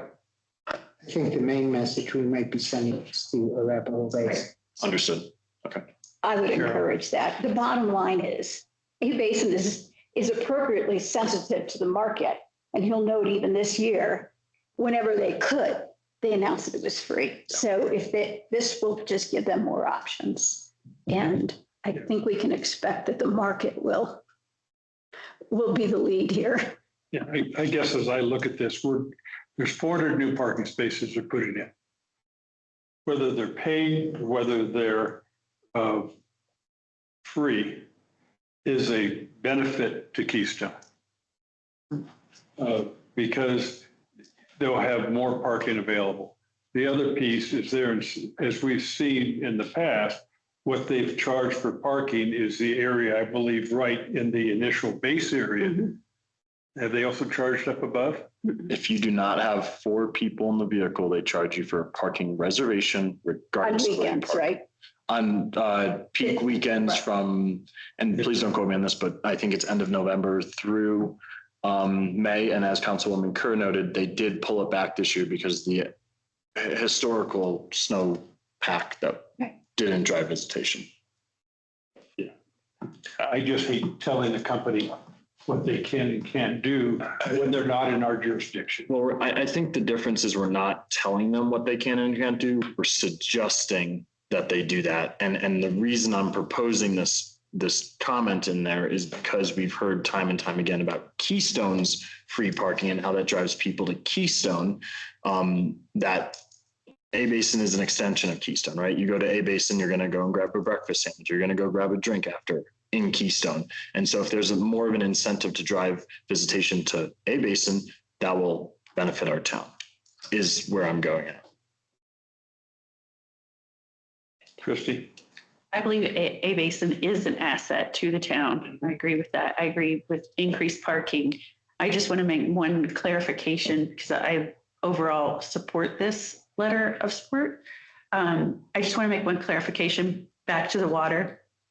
My interest is in the ecological impact of using water that is not sound for the environment, that putting it back on the environment. I'm just research and data based. So I am just curious about that. And I just wanted to. I remember the studies that were done 10 years ago of the water quality coming down from the North Snake. And the quality of the water that hit Keystone from the North Snake was very good. It didn't have the same issues as the water that was coming down from the Snake. And so we're talking, and I'm talking 10 years ago, they don't have the same mine. We get like the last of it, Yeah, but we still get some of it. it actually dilutes the amount of contamination that we have after it comes into the town. And that's what the studies 10 years ago showed. I'm just saying that's my interest. Yeah. Carol? It sounds like, Jennifer, you don't think it's a bad idea for us to note our recommendation for free parking when possible, right? Well, I just think it's neither here nor there to the Forest Service. I think of it, no, for the Forest Service, I think. Not what your letter is going to. I think of it as more as this is a public document that will be out there saying that these are the things that the town is interested in. We're interested in supporting a basin. We're supporting their desire to expand and have a better product. At the same time, we would recommend they consider free parking. And I just want to echo that same thing about the impact of the water, because they have shown better than most ski resorts, especially even utilizing Alterra for ecological impacts, sustainability. They have a strong record. So again, my comment is not to deter or to deflect from their record. I'm just still curious. I would propose kind of what Carol said about or Councilwoman Kerr said about the suggestion of parking. And my preference is I don't want to get into the weeds or the science of the water, but I do think that, and it's just because I'm not educated enough and I haven't read the studies, but I agree with the suggestion I believe the mayor said about adjusting that last sentence for the water quality and quantity bullet. You can do that between now and your meeting tonight. Yeah, I prefer that we not weigh in as experts on water. Yeah. And knowing full well the environmental impact statement will require. And key with the parking is we're not trying to require it. We're just merely suggesting it, I think is where I'm trying to, if I didn't say that 10 seconds ago. Yeah, support it, but I probably wouldn't have added that part. I'd let them be the, I think a better approach is for us to interact with Arapahoe on a regular basis, kind of talk about other business issues. And that's where I'd wrap that in, as opposed to trying to formalize it here. I could go either way. I'm the same way as you are. We can whip something up between now and your. This will start some conversations on a regular basis. If I may weigh in, I think putting that recommendation in, I think I agree for a lot of locals too. It also sends a good message to our other resort that we recognize that parking at Arapahoe Basin is not a problem just limited to parking at Arapahoe Basin. Sometimes the value of communication is not necessarily on the target, Right. but on everyone else who can hear it. So, we're okay with limiting that one portion on water quality and then adding a sentence about a recommendation. Bring something back to you in an hour and a half or so. All right. Susan, were you kind of on that same mindset? I know we didn't. Were you kind of on that same mindset? So the parking, Parking in I the, think the parking conversation should probably be maybe between the town and Arapahoe. This is just telling the US Forest Service, we support what they're going to do, but not tell them how to do it or suggest how they should do it. And have we been, I know we've formally met with the A Basin. Do we do that as periodically as we do with Keystone Resource? Oh, no. But A Basin, it participates in the marketing committee, I believe. Sure, yeah, they've been very good about some of those, but maybe once a quarter is something we could be considering. I have sit downs with Tony or Alan, not as regularly scheduled as with Keystone Reserve, but at least once a quarter, I sit down and discuss matters with.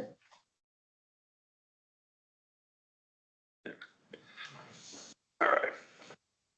Next item is Blue River Watershed Group. Okay, so this item was brought to me by Councilmember Camp. Thank you. Really common. I'm getting real old here. I'm Councilmember Camp, and I just want to point out before I go through this, we have it's really not an MOU as much as a letter of support and endorsement.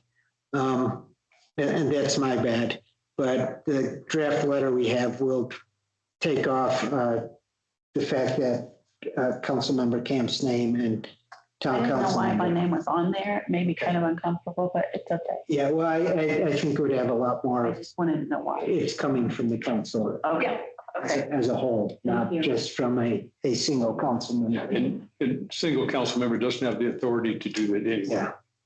But just a quick note, I just really noticed that. So Blue River Watershed Group is a very good group that, as I point out, is focused on protecting our entire watershed down to the Colorado River and to some extent outside of the watershed where it impacts the purpose of the Blue River watershed. Some of the upper Colorado areas are concerns, just so we have data. And they're focused on 4 key initiatives, which is community education, watershed stewardship, river restoration, and watershed planning. And this is really about the watershed planning. It's gathering data so that we can understand what plans we need to make on what parts of the river to ensure we have good water quality and necessary quantity. What the Blue River Watershed Group is doing is asking us to support establishing a testing station. And as you can see, it's kind of between Warren Station and Red Hawk Lodge, right there in the North Fork, where they'll test all sorts of water quantity issues, including metals, temperature, pH, and macroinvertebrates, which are water bugs, basically. I just don't think there are any water bugs. Oh, yeah. If there are, they actually. Not enough to test. I mean, that's Okay. my understanding. It's, I don't know. That would be interesting because even in the They will South Fork, test everything that they have can them. So, test for, that yeah. it is worth testing for. And this is on what's known as Lot 5 in River Run, which is a very large parcel, extends all the way along the River Run the river of River Run for all intents and purposes. When this was originally platted, there was public access granted via a restrictive covenant, and then public areas were dedicated to the town's use. So it's, I think, fitting whether we show support since we're specifically dealing with public access and we specifically speak for the public in Keystone. This is not committing us to anything other than saying this is a good point where this should be allowed as it's allowed under the deed restriction originally. I didn't, what is it? I know we talked about some people access. I mean, is it a huge building? Is it just a little cover? What is member camp can probably. It's just, their training happens on site at the river, as well as the CMC Dillon Lab. So the only building is the CMC Dillon Lab. In the river itself, it's already happening at Keystone Science School, right across the street from the stables. And it's just individuals, volunteers can't even be visitors, just stepping into the river, sometimes staying on the river bank and having a checklist and a sheet to go through these tests. And then the chemicals and everything are. There's no permanent.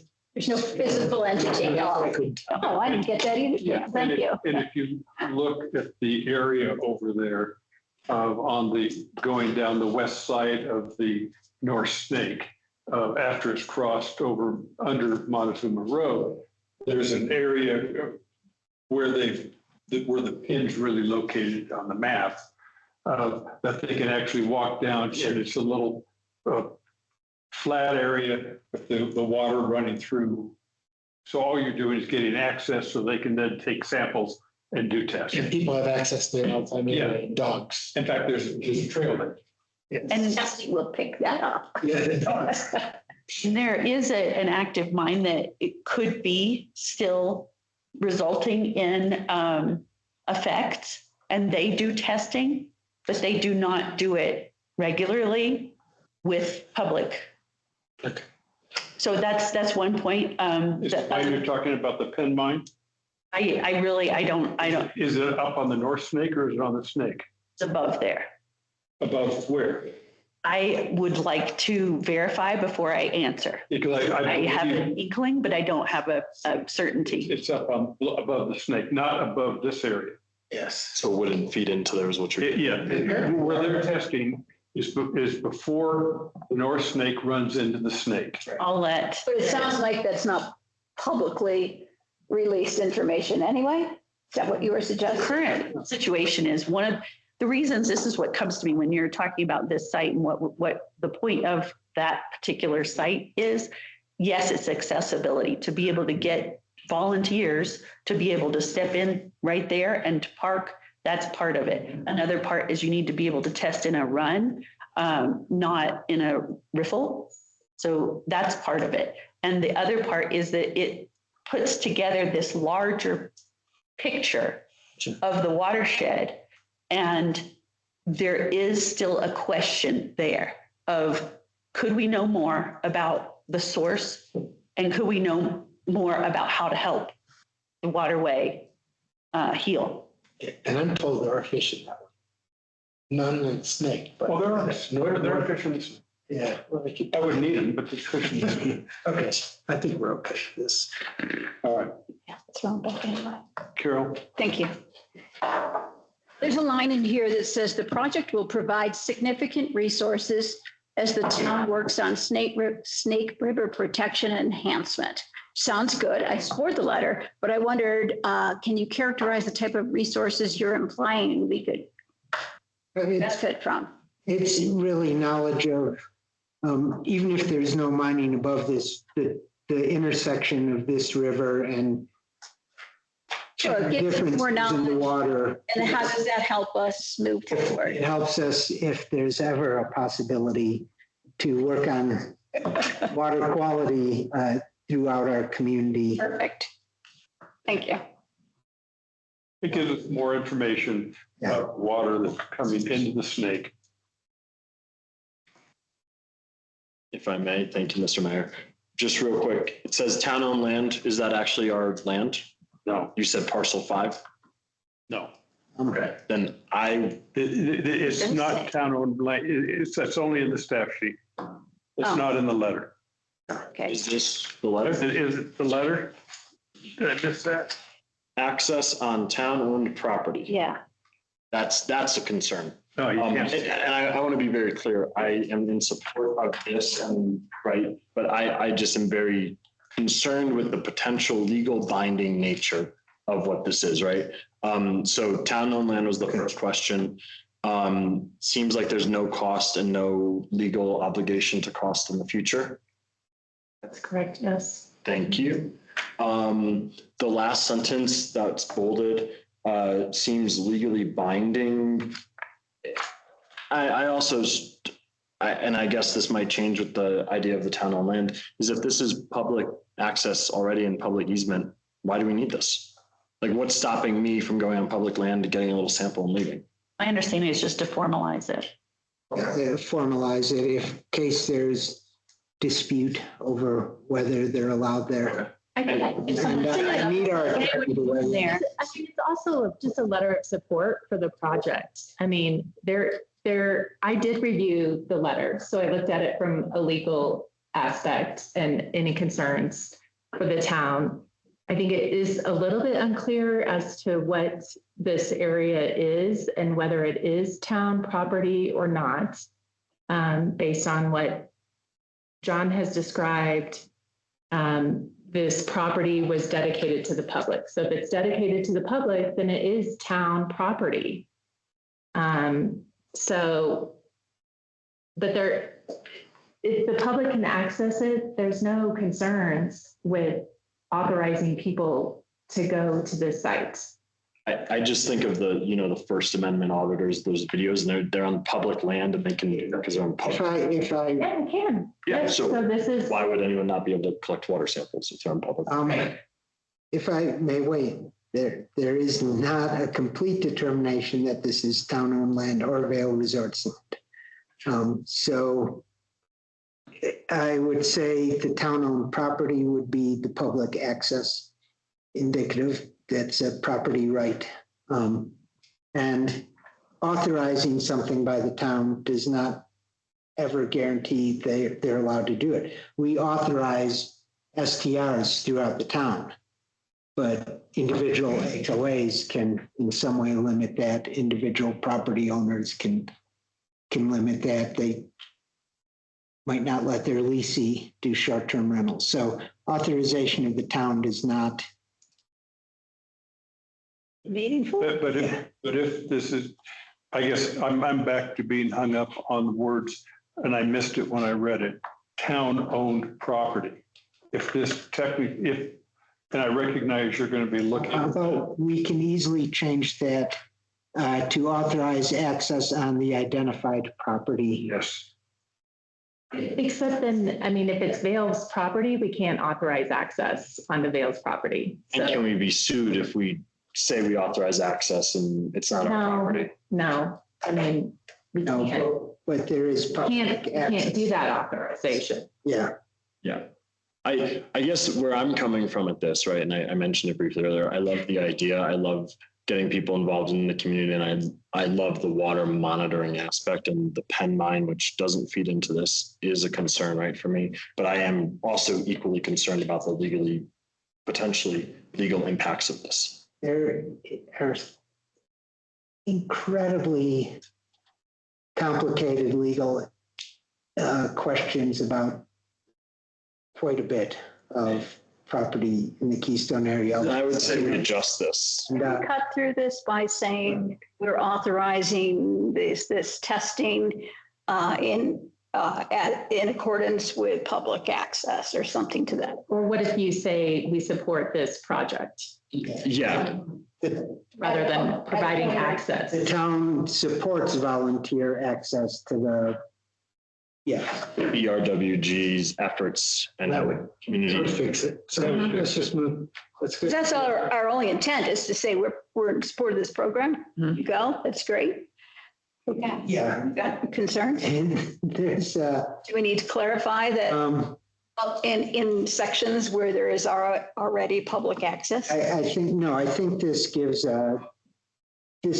what they need now, but I think in entering into this, we've discovered a much larger situation. To be developed, okay. Or other things. So what changes are you looking at making? So I'm looking at changing it from and to authorize access on town-owned property. Expand baseline monitoring efforts for the water quality expansion project. And from where it says and to authorize access on town-owned property, it would just say on the identified property for water quality. And But if that property is not, I'll go back to our attorney, if that property turns out not to be town-owned, is that a problem? What were we gonna change? Which part of it? End of the first paragraph. It's the first. Sounds like you're bypassing. so here's how that sentence would read. The town of Keystone is pleased to support the BRWG work to expand baseline monitoring efforts for the Blue River Water Quality Monitoring Expansion Project on the identified property for water quality monitoring access. We just say in Keystone, in or around Keystone. Now, how about on the identified property for water quality monitoring? My concern is the identified property as well. But we're not saying, we're supporting. They still have to go get other. Okay. That's right, that's fine. And then the final sentence would be, the town supports volunteer access to the following monitoring station. Are we pushing to this group the requirement to check out the legality of their access? No, That's not our, there is public access. There is public access. Why don't we just say that to an area? There is public access. Because we don't want to eliminate our position farther down the line, which might be that this is not just public access, but public land. But how does, the only reason you're recommending we do this is because you have clarified and confirmed that there's public access. So I don't understand the downside of mentioning it. How does that limit us in the future? also, I think this is very similar to the A Basin letter of support, right? Like, Yeah. we're just throwing our support there. We're not legally requiring anything. We're not passing an ordinance. We're not codifying anything. We're just saying we support it. Why are we mentioning the public access? Because you said that's why it's okay. And I think, Yeah, but then why is it being mentioned in the letter? I didn't write the. Because whether there was public access or not, with the changes in the letter, I think we could send the same I'm letter. fine with that, but my question was, are we putting them in the position where they need to legally check that out? Madam Attorney. I think that, yes, I mean, it's their responsibility to understand where they're going and if it is a public spot that they can access. I mean, that's What will not, they have learned from this? Nothing. They still. need to I think check it out. that maybe this group has already done this before or understands, has a belief that this is a publicly accessible Okay, spot. and all of that is outside of our purview. Yeah. if I might throw it out there, I genuinely really appreciate the idea of this. And I think that there's too many questions for me. What I'm going to propose is that we remove it from the agenda for this week, let it workshop a little bit more, get a final version that we can read over and not try to do a lot of amendments to the letter. Because it feels like to me that there's going to be a lot of either amendments unless we could get another copy sent to us to actually read. And that's just my proposal. We are removing 8 words and replacing them with Changes going 4 to be words. about. Yeah. The wording about town property. I thought we were reshaping more than that. The town property. What else? The legal terms that were put in here. What, Am I misunderstanding? we're removing in the first sentence and to authorize access on town-owned property to read support access to the identified property. Okay. And the last sentence instead of authorizes supports. Yeah. I thought there was way more edits, to be honest. We're basically removing authorized, changing it to supports, and removing town-owned property and just identifying it as the identified parcel. Let me quickly go through. Would you support that? Yes. Yes. Yes. Absolutely. All right. Can I ask you to also, as the community development director is making the minor changes to the other piece, make the changes to this, and we could just approve, consider it, council. All right. Next item is memorial bench program. And I put this one on our deputy town manager, Maddie Sealu, although speaking as a town manager, memorial bench programs are a problem. To say that much. These are people who donate a one-time item with a definitive life span, and have established a deep, deep emotional attachment and reason for doing so, which can often extend way beyond the lifespan of the item. So I'll let Maddie give her report. All right. Thank you, John, for sharing kind of the impetus for considering this. We have begun to receive requests related to placement and potential purchasing of memorial gifts. So this policy just ensures that we have clear guidance and criteria regarding this. The town council has adopted a donation policy in the past, but this outlines more specifically what we are doing with what we would do with memorial gifts, which is not provided in the donation policy. The policy addresses the types of gifts that may be accepted and outlines the process for establishing cost, the installation and maintenance, and procedures for removal or relocation. And generally, the policy indicates that the town will keep memorial items for a 10-year period of time or the end of their useful life.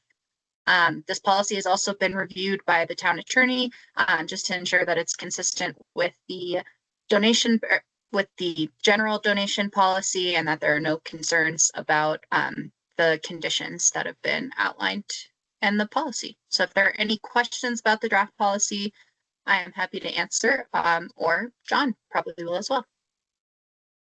One quick question, then I'll go around. Is this policy tailored after any other particular town's policies, or is it brand new, developed in-house? It's largely based off of the city of Salidas, but there's been adaptations that were more specific to Keystone. We didn't take everything from their policy. All right. Questions?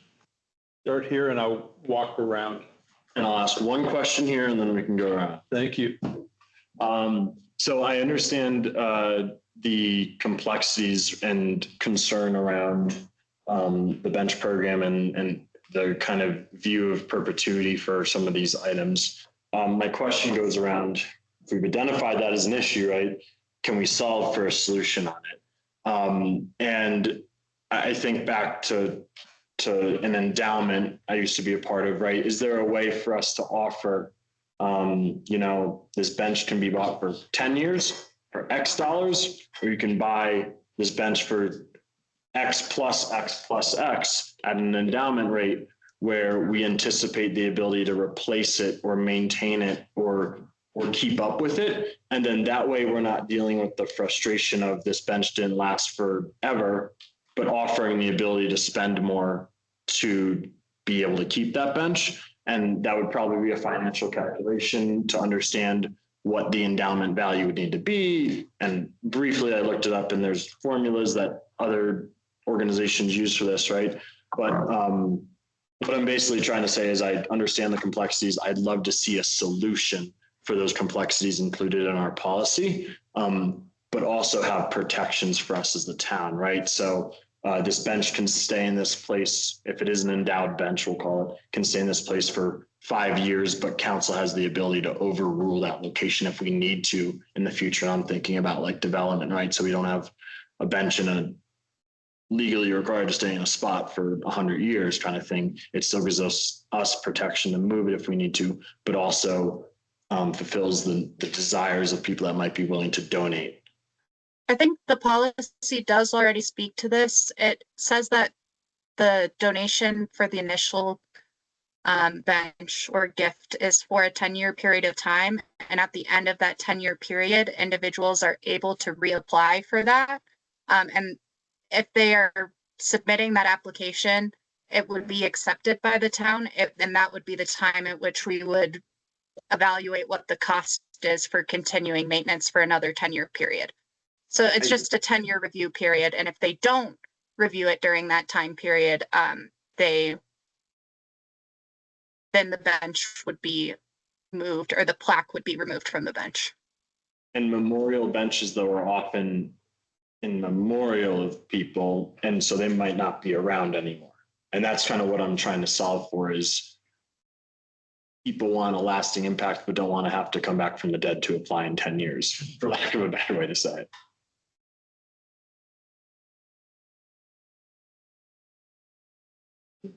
Other thoughts, Christy? I really like the circumspect angle you're taking, because I agree with Maddie. It's in there, but maybe just pushing it a little further would help with the kind of the burden that now we have a bench, and now we have to take, relook at whatever we have to do, but to be very forward about, what we intend to do and what could be done.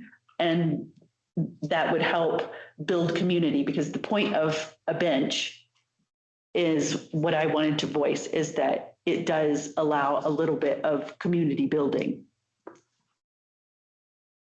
So just to really clarify it so that it could do that, not be a burden on the town. Carol? I'll ask one of two till you tell me.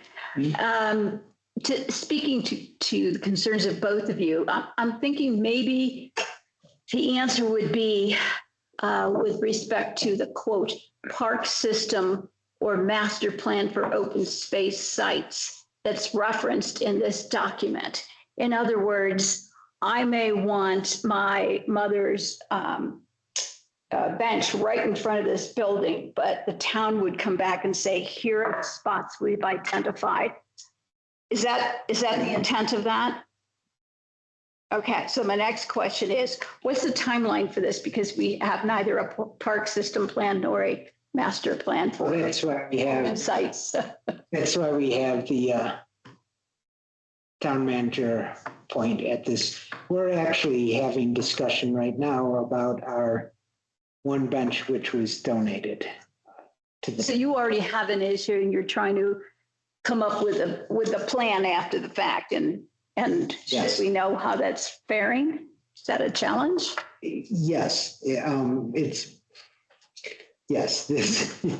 So kind of put some impetus on getting to the site plan, right? Which is almost impossible to do because we don't know. Well, it might happen I thought long and hard about leaving the language in there about the plans that we don't have. And I really do anticipate that at some point in the future, we will have those plans. I do too. So as long as we have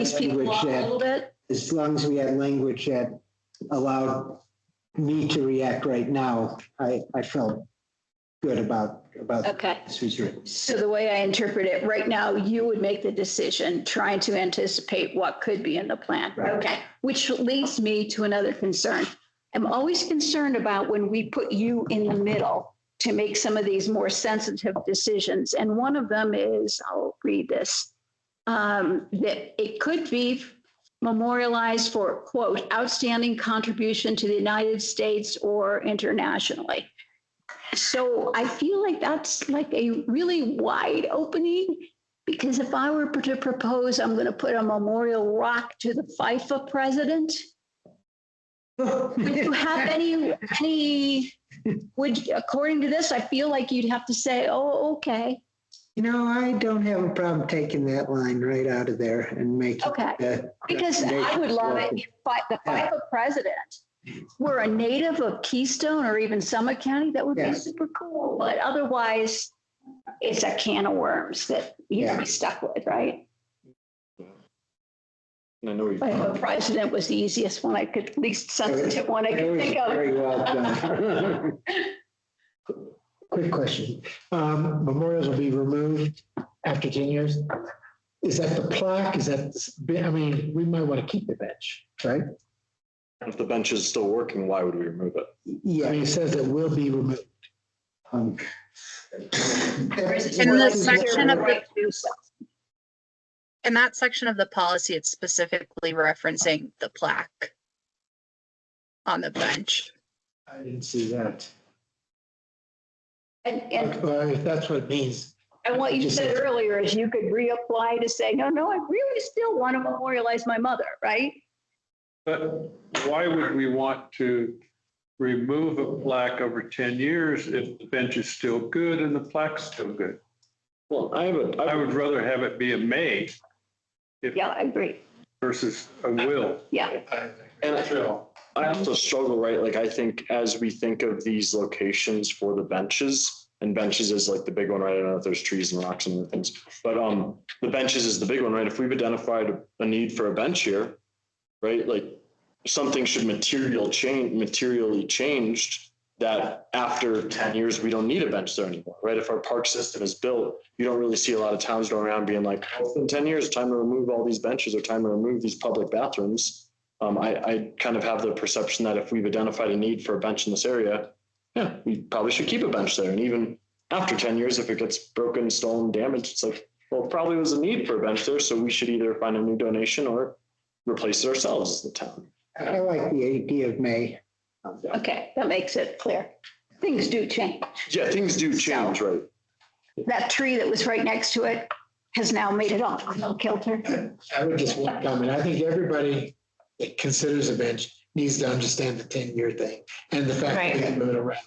Because if I was donating a bench, I never would have thought that I might be asked in 10 years to give more money. That's what I was trying to echo also. Yes. I agree with that. Yeah. And I want to go back to the endowment comment.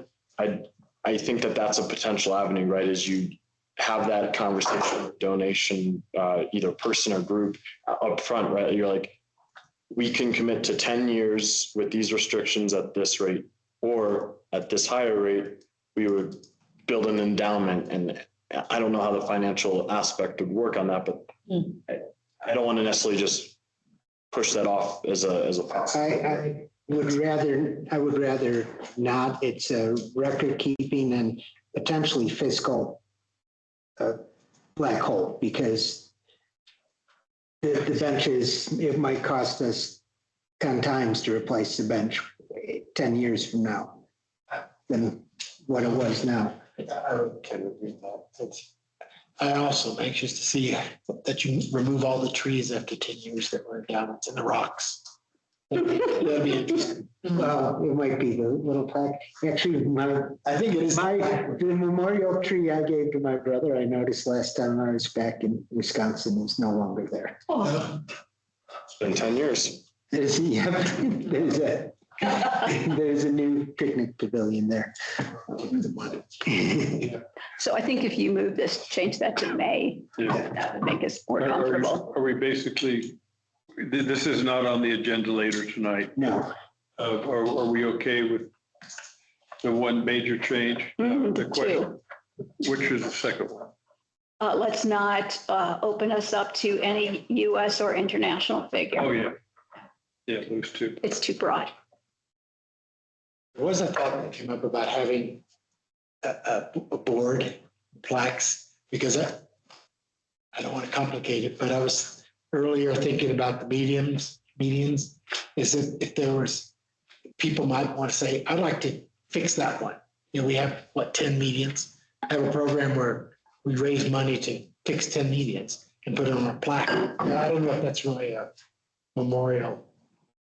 It falls under this, but. Would it be almost like the Adopt a Highway program? Yeah. The next mile is. No, not even so much. More like Just give us the money. like a brick. You've ever seen? Yeah. Buy a brick, buy a median. Yeah, or have something on the wall out here that recognizes certain donors. I think that's a very reasonable approach to recognize, because we don't even know some of the donors we may be looking at who aren't looking for a memorial plaque. They are giving it from their goodwill, and we would like to encourage that goodwill by. That's something, so I don't want to complicate this. It's something to consider. That might not be part of this, right? Yeah. And not to complicate, but adopt a trail is something that on the wayfinding workshop, we mentioned multiple times with the Trails and Open Space, someone representing Trails and Open Space, because adopt a trail, it would allow, similar to the adopt a highway, where people are taking pride in it, they are, improving it, and they may have a bench on it. And Jess is actually taking that to Trails and Open Space. We've discussed it. The work here is done. Yeah, so do you have enough to go forward? Yes, I do. Do something? All right. Next item is code enforcement for 10 minutes. What a fun topic. Town manager? And I will pass this off to our town attorney, Jennifer Madsen. So good evening, Mayor and Council, Town Attorney Jennifer Madsen. This item is really just informational for you. It's not asking for any direction. But I thought I would provide this opportunity to walk through different enforcement tools that have already been approved by council through the different ordinances. And also to talk about general enforcement processes in the town and how that enforcement works. So in the packet, in the staff report, there was a pyramid that illustrates a general enforcement philosophy. I would say this is pretty consistent throughout different municipalities. And the pyramid really represents kind of the numbers of cases or numbers of files. So you have at the bottom, you have your education and voluntary compliance part of the pyramid. And that's where you're going to see most of the enforcement happening. That is, you get a town staff gets a complaint about a violation, they notify the tenant, the property owner, you have this violation on your property, it's a violation of the code, and here's what you need to do to fix it. I would say that takes care of most of the complaints that happen. The next level in the pyramid is a notice of and demands. So in the ordinances that you have passed, prior to taking any action, a letter needs to be sent to the tenant or property owner advising of what the violation is and what the specific remedy or correction is for that violation. There are requirements under the ordinance as to the number of days that you need to provide, a minimum number of days for remedying those violations. I believe one of them is 5 days. You must give at least 5 days, or 7 days. I apologize. One is 7 and one is 5. Under the notice to abate for nuisances, it's no less than 5. Under your administrative citation, it's no less than 7. So you have to send this notice first before you can take the next step.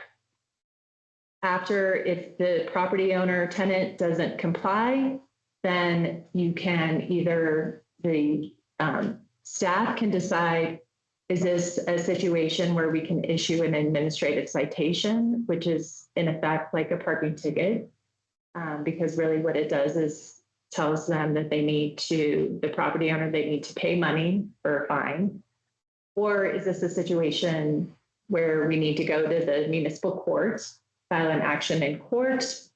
And alternatively, the town can actually take care of the nuisance and can abate the nuisance by hiring a contractor.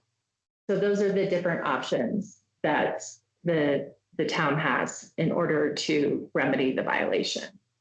And it doesn't have to be one way or the other. You don't have to have only administrative citation, and then you can't go to the court. You can choose different processes. So that's generally the enforcement options that you all have available. I thought that this might be a good opportunity to bring this up because we brought in the wildfire ordinance, and there were some questions about what enforcement looks like. All of these processes do comply with due process requirements. And the constitutional legal requirements of notice and an opportunity for hearing. So happy to answer questions on any of this. Personally, I thought this was good, very good explanation. I love the pyramid. I'm a graphic person. Pictures. I love pictures. My line. One thing that this really never will come up to council. No. So it just goes right from I disagree with this, and it goes to court. Yeah, I mean, I will say, these can come to council. And if it comes to council, such as, somebody has received a notice of violation and they disagree with a notice of violation, and you get an email from that property owner, it can come to you, but you should stay out of it in that regard. Then you send that email to the manager and let them know. It is really The process, exactly. a Yeah. lot of other things we had, people could take it to council and we debate. Right. So this one, it does make sense. It goes to the top of the pyramid. Yes. Yes. I will say that one thing that's pretty cool is that if there is an abatement of property, so if there is a nuisance violation, and either you get an order of abatement through the court that allows you to hire a contractor to come on somebody's property to remove the nuisance. Say it's a tree, it could be stockpiling. That's a common abatement, maybe not in Keystone, but in other municipalities, that could be a common abatement. The property owner has to pay for that, and they pay for that through a property tax lien. So the town would then send to the assessor the amount of the abatement, and the assessor then puts that amount on the property owner's property tax payment for the following year. So if they were to appeal that property tax assessment to the county's response would be, oh, we can't address that part, or? Yeah, they can't. In order for the municipality to send it to the county wants to see certain documentation to support that assessment. But they wouldn't consider an appeal on that piece of it.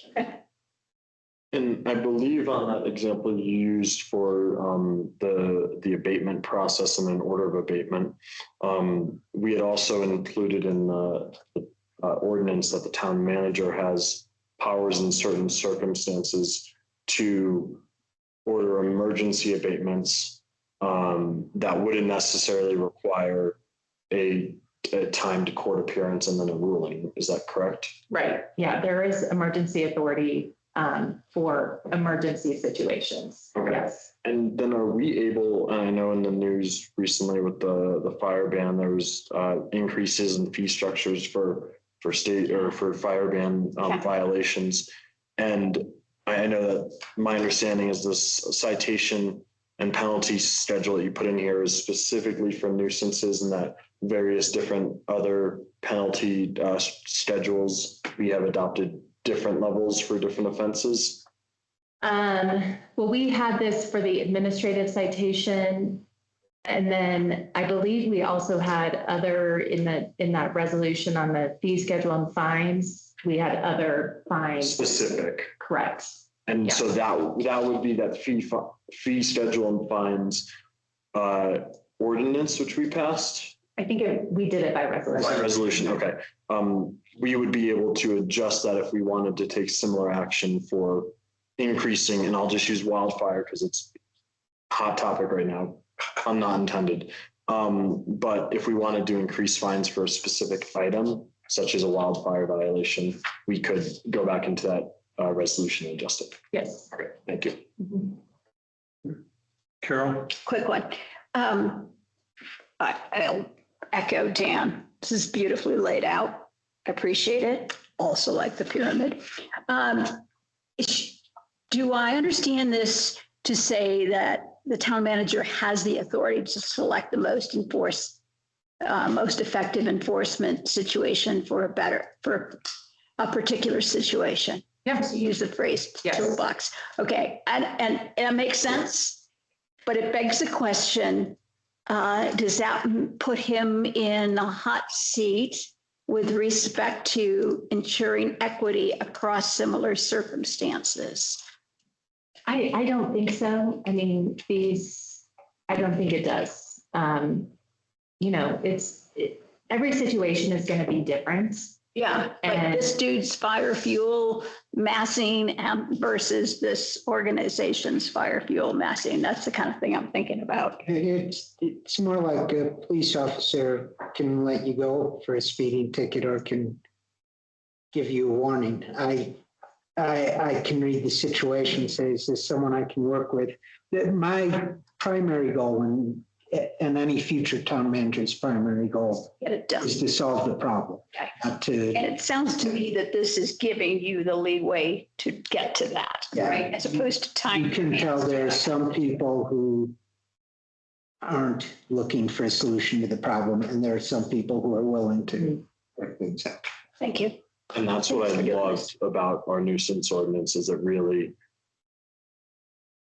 it wasn't so strict, right? That, the town manager had to do this on this date. It allowed a lot of leeway in certain circumstances, and the wildlife proof trash cans, we also allowed that too. So I think generally we were really wanting to work with a solution and not necessarily be punitive.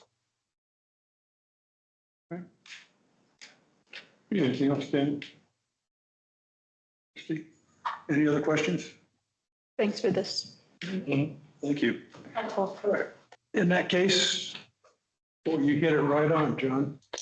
In that case, I will adjourn the work session. Then we'll come back at 7 for the council